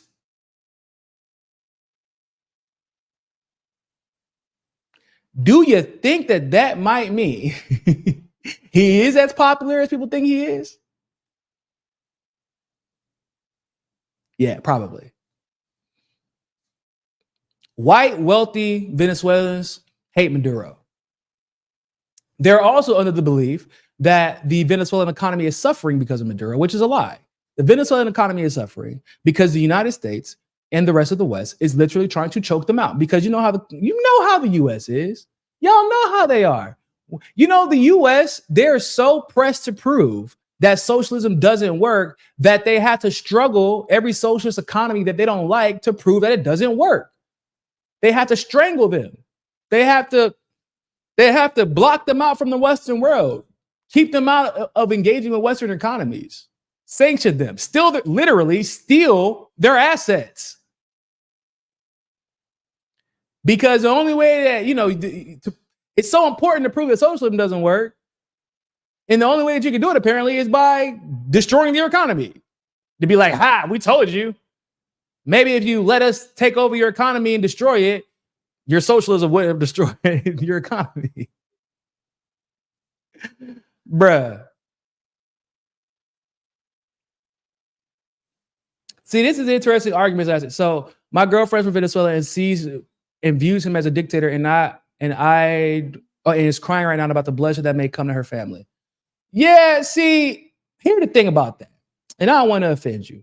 I don't want to offend your girlfriend. But I had a conversation similar to this when I was living in Miami with this Cuban, right? This girl who was actually flirting with me at the time, which is what makes it funny, because I really did not give a fuck. But she was like, yeah, I just fucking can't stand Fidel Castro. She was like, name me one good thing. Because somebody else is actually talking about it. And I usually try to stay out of political conversations when I'm out partying. Because what happens is everybody asks me, what do you do? And then everybody wants to talk about politics. And I'm like, trying to not talk about it. But in this particular case, somebody else was talking about it. And she was like, name me one good thing Fidel Castro did. I said he desegregated Cuba before the United States was desegregated. And then she was like, what? I was like, that's what happened. You asked me for one good thing, and that's what I just gave you an answer. And I was just like kind of like casually responding. It was my ADHD got involved, basically, is what happened. So she was like, what the fuck? Why would you say that? I'm like, but he did. It's a verifiable fact. She was like, well, my family under Batista, she was like, well, I fucking can't stand communism. In my family under Batista, I said, hold on, Batista? Well, Batista was a self-acclaimed communist. In the US still liked him and had no problem with him then. But he was a communist that was upholding segregation. So, and he was effectively a dictator. Like, everybody knew that at the time. So why don't you have a problem? Why didn't y'all have a problem with Batista? I said, because you're telling me that your family had businesses that were taken and farms and stuff like that. And I'm like, did you ever ask your grandparents? Because she was talking about her grandpa, how he had his business taken or something like that. Taken. That's what he was like. It was like a barbershop or some shit. So I don't even know if that's actually true, but that's what was told to her. So I don't really hold people accountable necessarily for them believing things that their family tells them, because we know our parents and grandparents, they stretch the truth. They stretch the truth sometimes, willingly or unwillingly. But there were a lot of slave families that tell their white kids and grandkids that slaves weren't actually treated all that bad, if you catch my drift. So I asked her, I'm like, did you ever consider the fact that it's a little bit strange that your family was able to profit during one of Cuba's most corrupt stretches of history? And you don't find it a little bit strange? And then the guy who came in and desegregated the country, because like it wasn't just like corruption, it was like a very specific type of corruption where in order for you to be a successful business person, you had to, one, be white, and two, be part of the cabal of the United States. This was like just a well-known fact. This is at this point, thank God, everybody knows this if you've done any iota of research. And she was like, how could you say something like that? I'm like, I'm not holding you responsible for what your grandpa did, but like, that's what happens. What do you mean? That happened? Why are you arguing with me about history? I said, if your grandfather had his shop taken or whatever, like, I'm sorry, I guess, but I mean, have you ever considered that maybe he was corrupt? You think because he was helped give birth to one of your parents that he's not corrupt? I don't understand why would that exclude him from corruption? Like, and bro, when I tell you this bitch lost it, she lost her mind, drunk as hell. And I'm laughing now because I'm realizing that she had never even considered the possibility that not, because people have their feelings about however they feel when it comes to politics or whatever, or their the name that triggers them. But I realized in that moment she had never even considered the possibility that maybe her grandfather was actually corrupt, and that's how her family had so much money before they came to Miami. She never even thought about that. And when you hit a white gusano, right, with the because they don't even, so like a lot of gusanos, they don't even know that segregation was a thing before Fidel Castro ended it. They don't know that. Because why would your parents tell you, yeah, I had a lot of power, or I had a lot of this, and we had a lot of that black people weren't allowed to have, or we took directly from black people? Why would they tell you that? So my point is that everybody has their own version of history, and some people receive the wrong version of it. Venezuela is a little bit more complicated in some cases. But from the people that because I lived in Miami, so obviously y'all know, and my brother lived in Doral area, Fountain. Like, if y'all know Doral, that's like little Venezuela and little Colombia at this point. But a lot of Venezuelans there are wealthy, and there's some outside of that area that like brown, like mestizo, but they all hold the exact same opinion. And then I asked for examples, and they can't really give you the details for some reason. It's always like a third party. It's a he say, she said, I'm supposed to believe their grandfather situation. And I know under Chavez, there was not necessarily a smooth, there wasn't a smooth transition because the previous leader was a U.S. puppet. So there was a lot of beef. In Venezuela in general, there's a lot of beef because you have one group of people that are fighting for their lives because they want to fight to be Venezuelans. They don't want to fight to be the United States Hispanic proxy. They don't want that because they know that there are only certain people who benefit whenever countries like Venezuela, Colombia, Bolivia end up becoming a United States proxy. And it's only a matter of time before you play ball or, you fall to the wayside. So it's not to discredit your girlfriend in that particular case with Venezuela, but like the facts on the ground don't add up to this like vast imagination that people have. Like, why would random, like, you know how big Venezuela is, bro? Why would these like a random ass family that isn't involved in anything, for example, if they're like not involved in anything, why would they just be randomly scared of Maduro? That doesn't make any sense. There's been no indication that that's a thing. Now, if they are part of the political system and they are part of the opposition party and they participated in situations that can only be referred to as coup attempts, then like there's consequences for your actions. I don't know. That's just how it goes. I don't know why people. It's like whenever, once again, with Cuba, people were upset because there were consequences for the corruption they participated in. That's life. I don't know what you want me to tell you. I'm sorry. It's not fair. It's not like, it's just like, because some people are just doing what they know. Some people are born into it. But like, I'm just being 100% honest about it. Because, like, nobody really gives a shit about what black people, like, people, once again, we're talking about when it comes to Venezuela, there are the one-off situations where you have like maybe a brown or a poor Venezuelan that agrees with the opposition party. But like, you see that in the States. There are a lot of poor white people who, for some reason, believe they're going to be like Donald Trump, and they will celebrate that ideology or the ideology of elitism because they believe they're going to be there one day. And they've been told that these people over here are the ones that are stopping it and not the elites themselves. So I can only go based off of the facts that I know in patterns.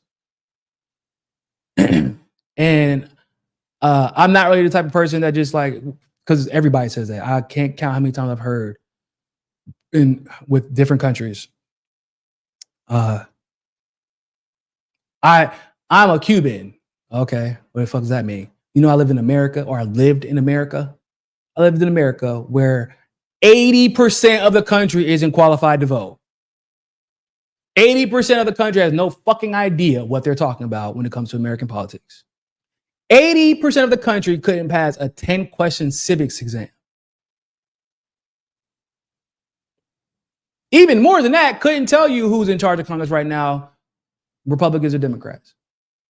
So why the fuck would I expect you, just because you lived in the country or you are that is your nationality, why would I expect you to understand the nuance, complexities of how the United States interferes with your government when that is not something that you would know from talking to your parents? Unless, like, there are people who know, and usually the people who are fully aware of it hate that concept.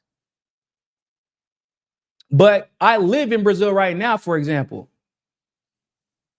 The 90% of the people here have zero idea that the reason that some people are skeptical of Lula is because the United States wanted Lula this particular time to win.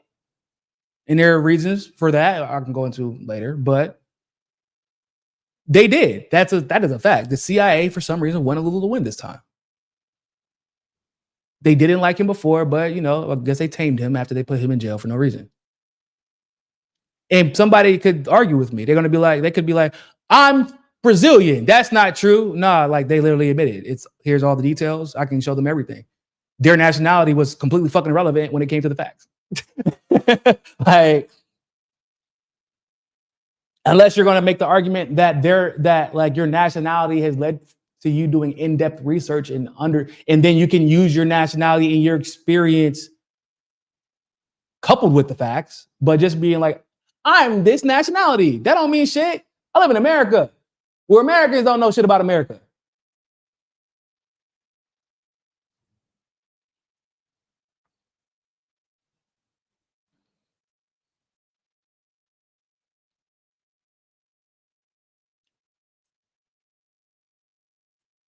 Anyway, is who friendly to U.S. oil?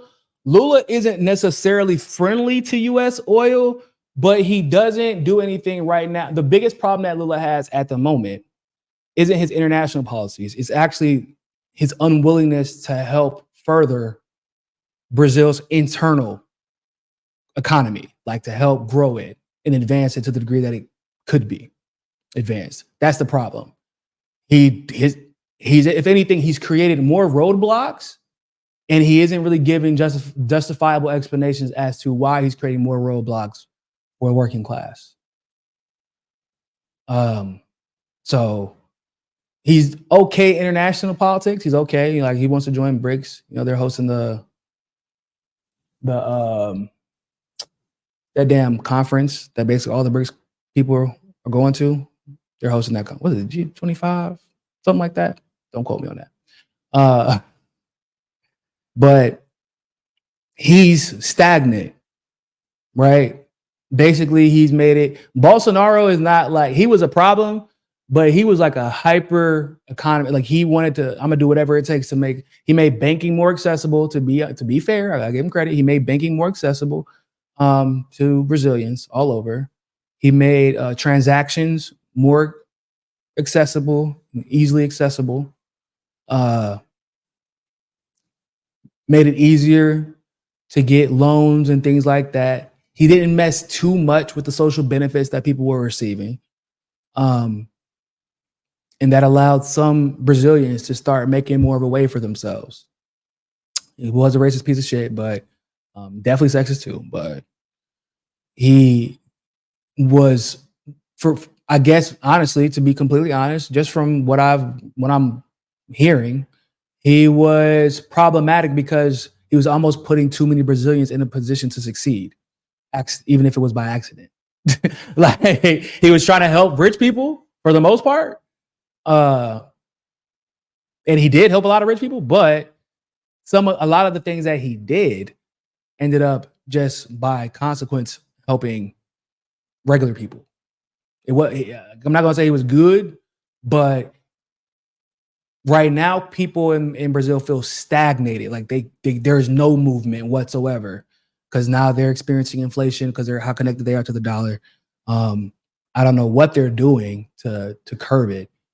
I just know that Lula gets on Instagram live all the time and is constantly talking about what he wants to do, but never doing any of it. So yeah. Yeah, Brazil actually should probably be the most successful country in the world. If Brazil was allowed to reach its potential, they would be the wealthiest country. And well, no, probably okay. Let me backtrack. Between Brazil and like the Congo, like probably Brazil and a country in Africa, or a combination of several African countries. But I say Brazil because Brazil is in a very unique location, like weather-wise. And also, Brazil doesn't have any natural disasters.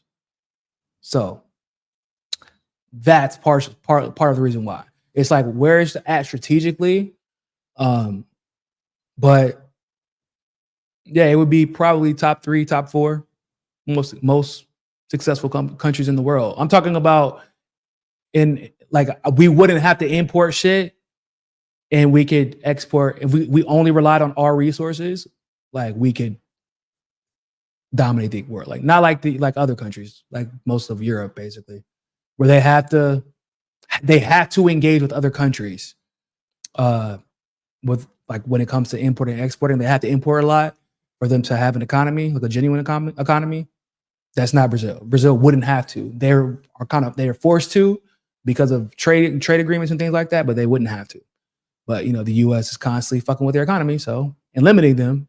Like the U.S. in the World Trade Organization actually limits what Brazil is allowed to import because they have so much of everything.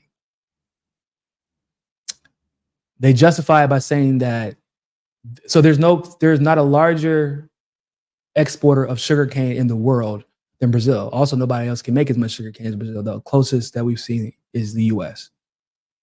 However, they say, so therefore, we will allow Brazil to export 98% of the world's sugarcane or some shit like that. It's like between 95 and 98% of the world's sugarcane. However, Brazil is not allowed to export 98% of shit else. That's how that went. Yeah. They have to import or we will punish them.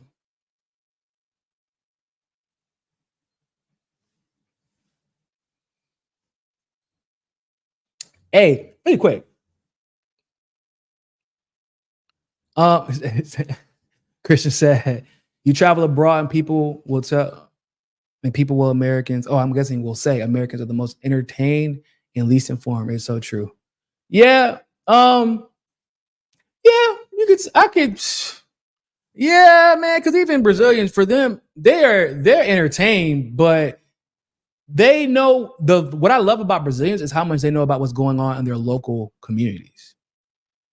They know more about what's happening. Like they're not, because like I guess federal policies don't concern them as much, but they are so tuned in to what's going on in their local communities that it's impressive in their local politics and things like that. More so than when it comes to federal politics, which is in the U.S. is the opposite, right? Everybody keeps talking about abortion rights or bodily autonomy, and you're like, Kamala does not. If she was the president, she couldn't control that. Why do y'all keep talking about it? It's not an issue, or no, it is. It's an issue, but it is not an issue that should influence your vote for the presidency. It is not. I don't vote for a fucking genocidal maniac because you think that she's going to say one positive thing about bodily autonomy and then never mention it again for the next 4 years. That is insane, people. I will not move on that stance. It is what it is. Yeah, anyway, so really quick, before we get up out of here, I have to mention the Olympics thing is wild because do I think that the introduction for the Olympics was weird? Like the opening? Yeah, it was weird. It was weird. It was weird for a lot of reasons, but like also just opening up the show with the drag show thing, like with a bunch of kids and everything watching, like it's kind of like a taboo rather. But then I'm like, also, this is France. When it comes to that type of shit, France is weird. That's what they do. It's normal for them. It's normal for them. This is France, okay? But outside of that, what is weirder to me is the reaction to it. The hyper reaction, like where all these Christians are like, oh my God, I can't believe they're mocking our religion. They would never do this to Islam. Oh my God. Like, what the fuck, y'all? Why are y'all crying about the opening ceremony of the fucking Olympics? Why are y'all so outraged by this? Because it's the outrage combined with the fact that y'all like they would never talk about Muslims like this. They would never mock Islam like this. Motherfucker, if you were born before 1995, maybe 92, maybe, and you lived through the early 2000s, then you would know that basically the entirety of the West, especially in the United States, they spent mocking Islam. It was the entertainment industry mocked Islam all the time. Not hell, it could be anywhere from mocking Islam to being straight up bigoted. And y'all were just telling people to fucking deal with it.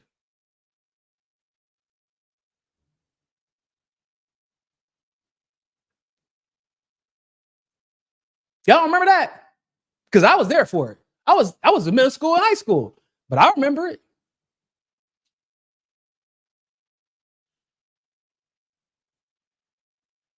If you have a fundamental problem with the opening ceremony because you thought it was inappropriate for an audience, that is different.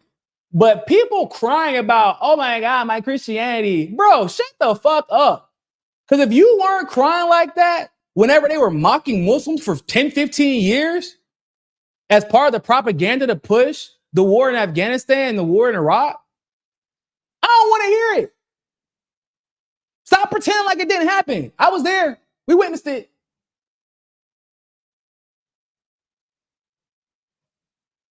Like, basically, to be honest, I mean, if you're going to be real about it, it seems like the only religion you can't mock is probably Judaism, maybe.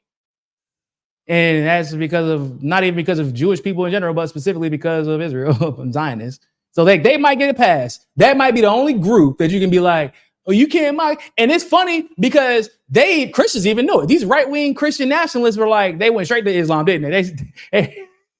Like, you can't mock Islam like that. Why didn't you say Judaism? The only people who are allowed to mock Jews are like Zionist Jews.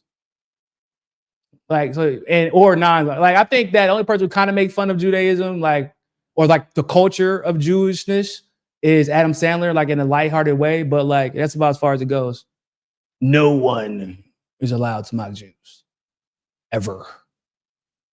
Hell, you're not even allowed to call a genocidal nation a genocidal nation, you know, so whatever. But to say Islam, guys, come on. Y'all, did y'all not live through the 2000s? Was I the only one who was there?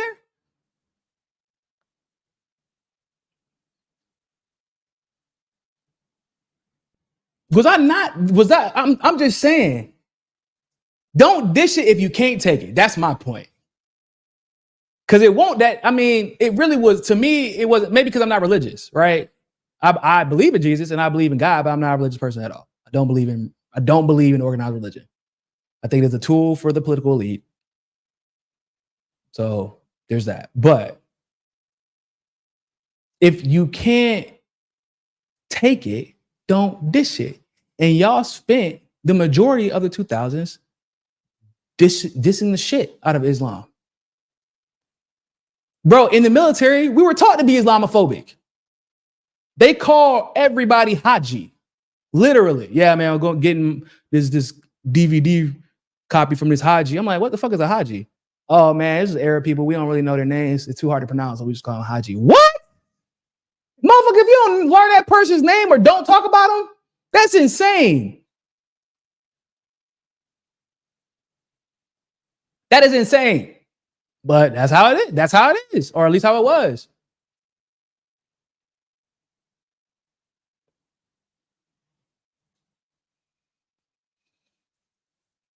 Oh, people get it's just the fake outrage, bro. Like, bro, like, you're not a victim. Why are the people who, like, the least victimized people always crying like, I want to be a victim too? It's not cool or fun to be a victim, bro. It is not. It's just not. It's not. I'm telling you, as a person who's literally gotten the shit beat out of them by cops, okay? As a person who's lived this life as a black man, 35 years and running, it is not fun nor cool to be a victim. Why the hell do you want to be a victim so bad? Like, you really want to be part of this group that's like being slaughtered just because they've been dehumanized so much through the entertainment industry and through conditioning by propaganda in the West that no one cares. Or yeah, there are some of us who care, but they don't care. The world does not care enough. So we go to Afghanistan and we just slaughter a bunch of people supposedly going after Osama and leave. And everybody's like, yeah, man, that sucks. Why do we go there? Not, oh shit, did we really go there for no reason and kill hundreds of thousands of people? What the fuck? or Iraq, where we did the same, or Syria, or Libya. Like, you want to be part of that group? You want to just, they would never, they wouldn't mock Muslims. They would just go and slaughter their people without consequence. Damn, man. Looks like you Christians got the shitty end of the stick. Like, bro, come the fuck on.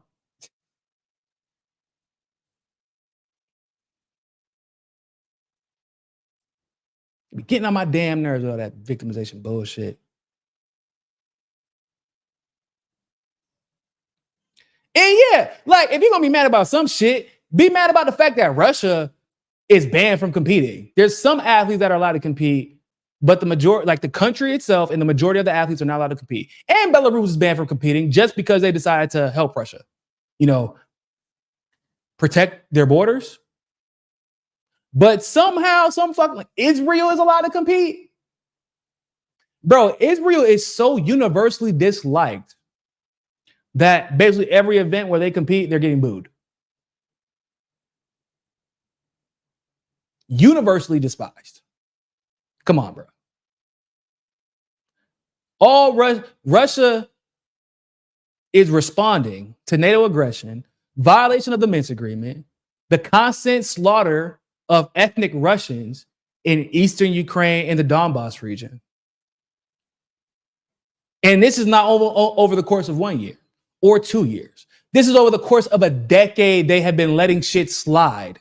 They finally respond, and the Olympics committee like, oh no, how dare you respond to NATO aggression, to Western aggression? We're going to ban you from the Olympics now.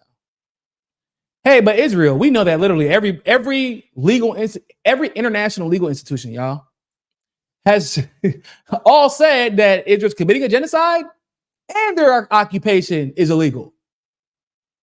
Yeah, but we're going to let Israel compete, though. We definitely going to let them compete. Why?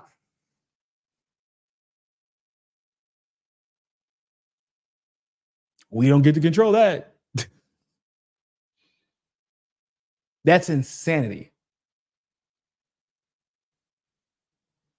The only thing that was more insane, if we're being real, was whenever they let Hitler host the damn Olympics while he was actively banning Jewish people.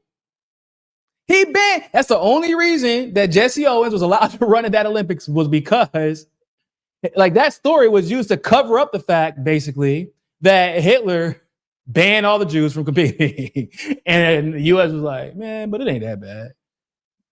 The West was like, yeah. That's why I be telling people, I'm like, y'all be acting like they act like they hate Nazis so much, or this is new, that the West uplifting Nazis and protecting Nazism is new. This is the norm. They literally, the Jewish athletes in the U.S. were also banned. And they were just like, hey, man, black guy, get out there. Get out there and make him forget, Jesse.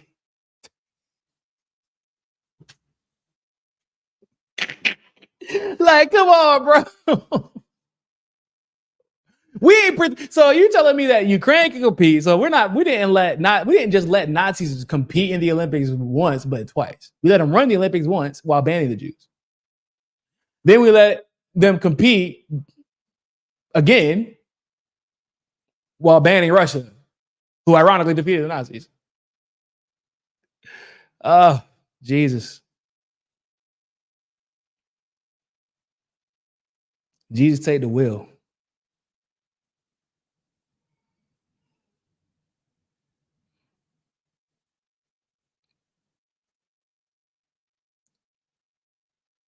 Trying to scroll through the chat to make sure I didn't miss anything. Oh, somebody said, I saw a viral clip of you, Niko House, on TikTok where you appeared on Talk TV. It's on TikTok? I didn't post that shit on TikTok. Oh, okay. Cool. I did not know that. That's dope, though, because I definitely did not know. Maybe that's where a lot of y'all came from this weekend, because I didn't post anything this weekend. So, but that's dope, though. Appreciate you letting me know that. I guess I got to look for it. That's crazy because nobody tagged me. It would have been nice if somebody tagged me in it, but hey, shout out to whoever posted it. That's dope. The Olympic Committee is ran by the Vatican. What? Is that true?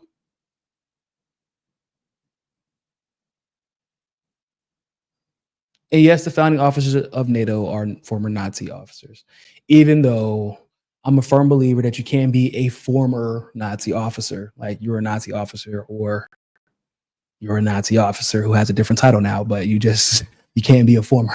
You can't be former anything Nazi. That's just how I feel about it. And no, you can't. Russia is too big of a terrorist threat. That's crazy. You can't call Russia terrorists. They have white people and they're called a military. Even when they're not liked by the West, Russia's an army. If they were brown like Iran, it would be a terrorist organization. But you got to get it together. Come on. If you're going to quote Western propaganda, you have to do so correctly. You know, they even have somebody who raped a 12-year-old girl competing. I think he's from the Netherlands. He literally raped a 12-year-old girl and they let him compete. It's just really just bizarre. We live in a fucking clown world where genocidal maniacs get to compete in the Olympics. If you're defending your borders, you're the problem. If you're literally defending your borders and your people from Nazis, you're the problem. 12-year-old rapist, like you got guys who rape 12-year-olds competing. Belarus, like that shit's crazy because like, bro, Belarus is just they're trying their hardest not to allow the West to overpower them and to do right by Russia, which is their ally, their regional ally. So now like they're punishing Belarus for just being loyal. Like that's insane to me. Belarus didn't start war with Ukraine, for example. They didn't do anything. Like they're helping their ally. And it's not even like they're sending a shitload of Belarusian soldiers there. But there's also like an economy thing in Belarus. The US wants their natural gas and they won't let them have it. And they're working with Russia, and you know how that story goes. So, but I don't even know in 4 years. So y'all remember like the point of the Olympics, at least the modern day Olympics, was to help people come together and to not involve shit like, banning Russia for doing something that the rest of the world disagrees with, for example. Not the rest of the world, just the Western imperialist colonialist world. But like it was supposed to like, okay, this is the one time of the year, or one time in 4 years rather, that it's just a bunch of people representing the best parts of their country competing. And we're going to ignore what the government's doing. That's what the whole point of this is. But in 4 years, I don't even know what the Olympics is going to look like. I don't know. I will be surprised if we have an Olympics in 4 years. Because you might see countries start to ban. You might see BRICS country because right now everybody was booked. So BRICS has started like coming together really in the last year and a half, 2 years. So people who were trying to train for the Olympics, you start training probably about, if you know you're going, because there are people who perpetually are training for that, so they know they're going. But if you're like one of the newer competitors, and you start training about 2.5 years, like going hard because you have like a period off, but you start going hard for about a good 2.5 years, sometimes 3-4 years, depending on what sport is. But if the BRICS countries decide, if you ban Russia, we're not going to compete, how are they going to hold an Olympics?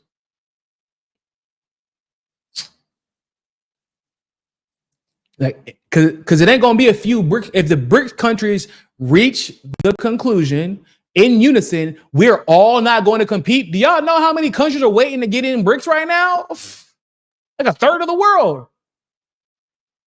No matter that going to mean shit. And then they're going to be like, hey, you know what we're going to do? Let's just hold our own Olympics.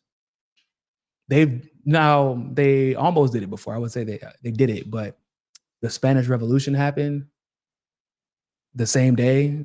So the year that the Berlin Olympics happened, people think there was not any boycotts of that situation. There was a lot of boycotts, actually. There was a there was scheduled an alternative Olympics in Spain, in like the day of the Olympics that was supposed to happen. The Spanish Revolution happened.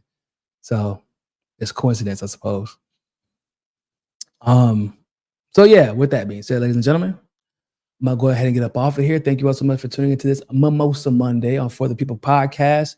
I will be live tomorrow on Sabby Sab show at 7 p.m. Eastern. I'll be live on Kit Cabello's show on Thursday at 7 p.m. Eastern again. And also I have my show on Thursday afternoon. Yeah, Thursday afternoon. And I will be, I think, again, live on Wednesday with a special guest. I'm not gonna tell you, that's a surprise. But yeah, man, we got a busy week, like I said.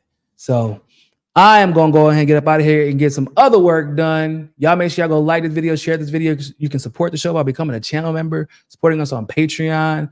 And also make sure y'all follow us on Telegram. The link is in the description. I still got to make about for buy me a coffee. I think people prefer that. I feel it. I'm gonna make one. I'm getting to it. I got a list, guys. Got a list and a little bit of help. Getting to it. But I appreciate you guys so much. Thank you all for tuning in. And always remember, more than anything else, find your balance. Peace.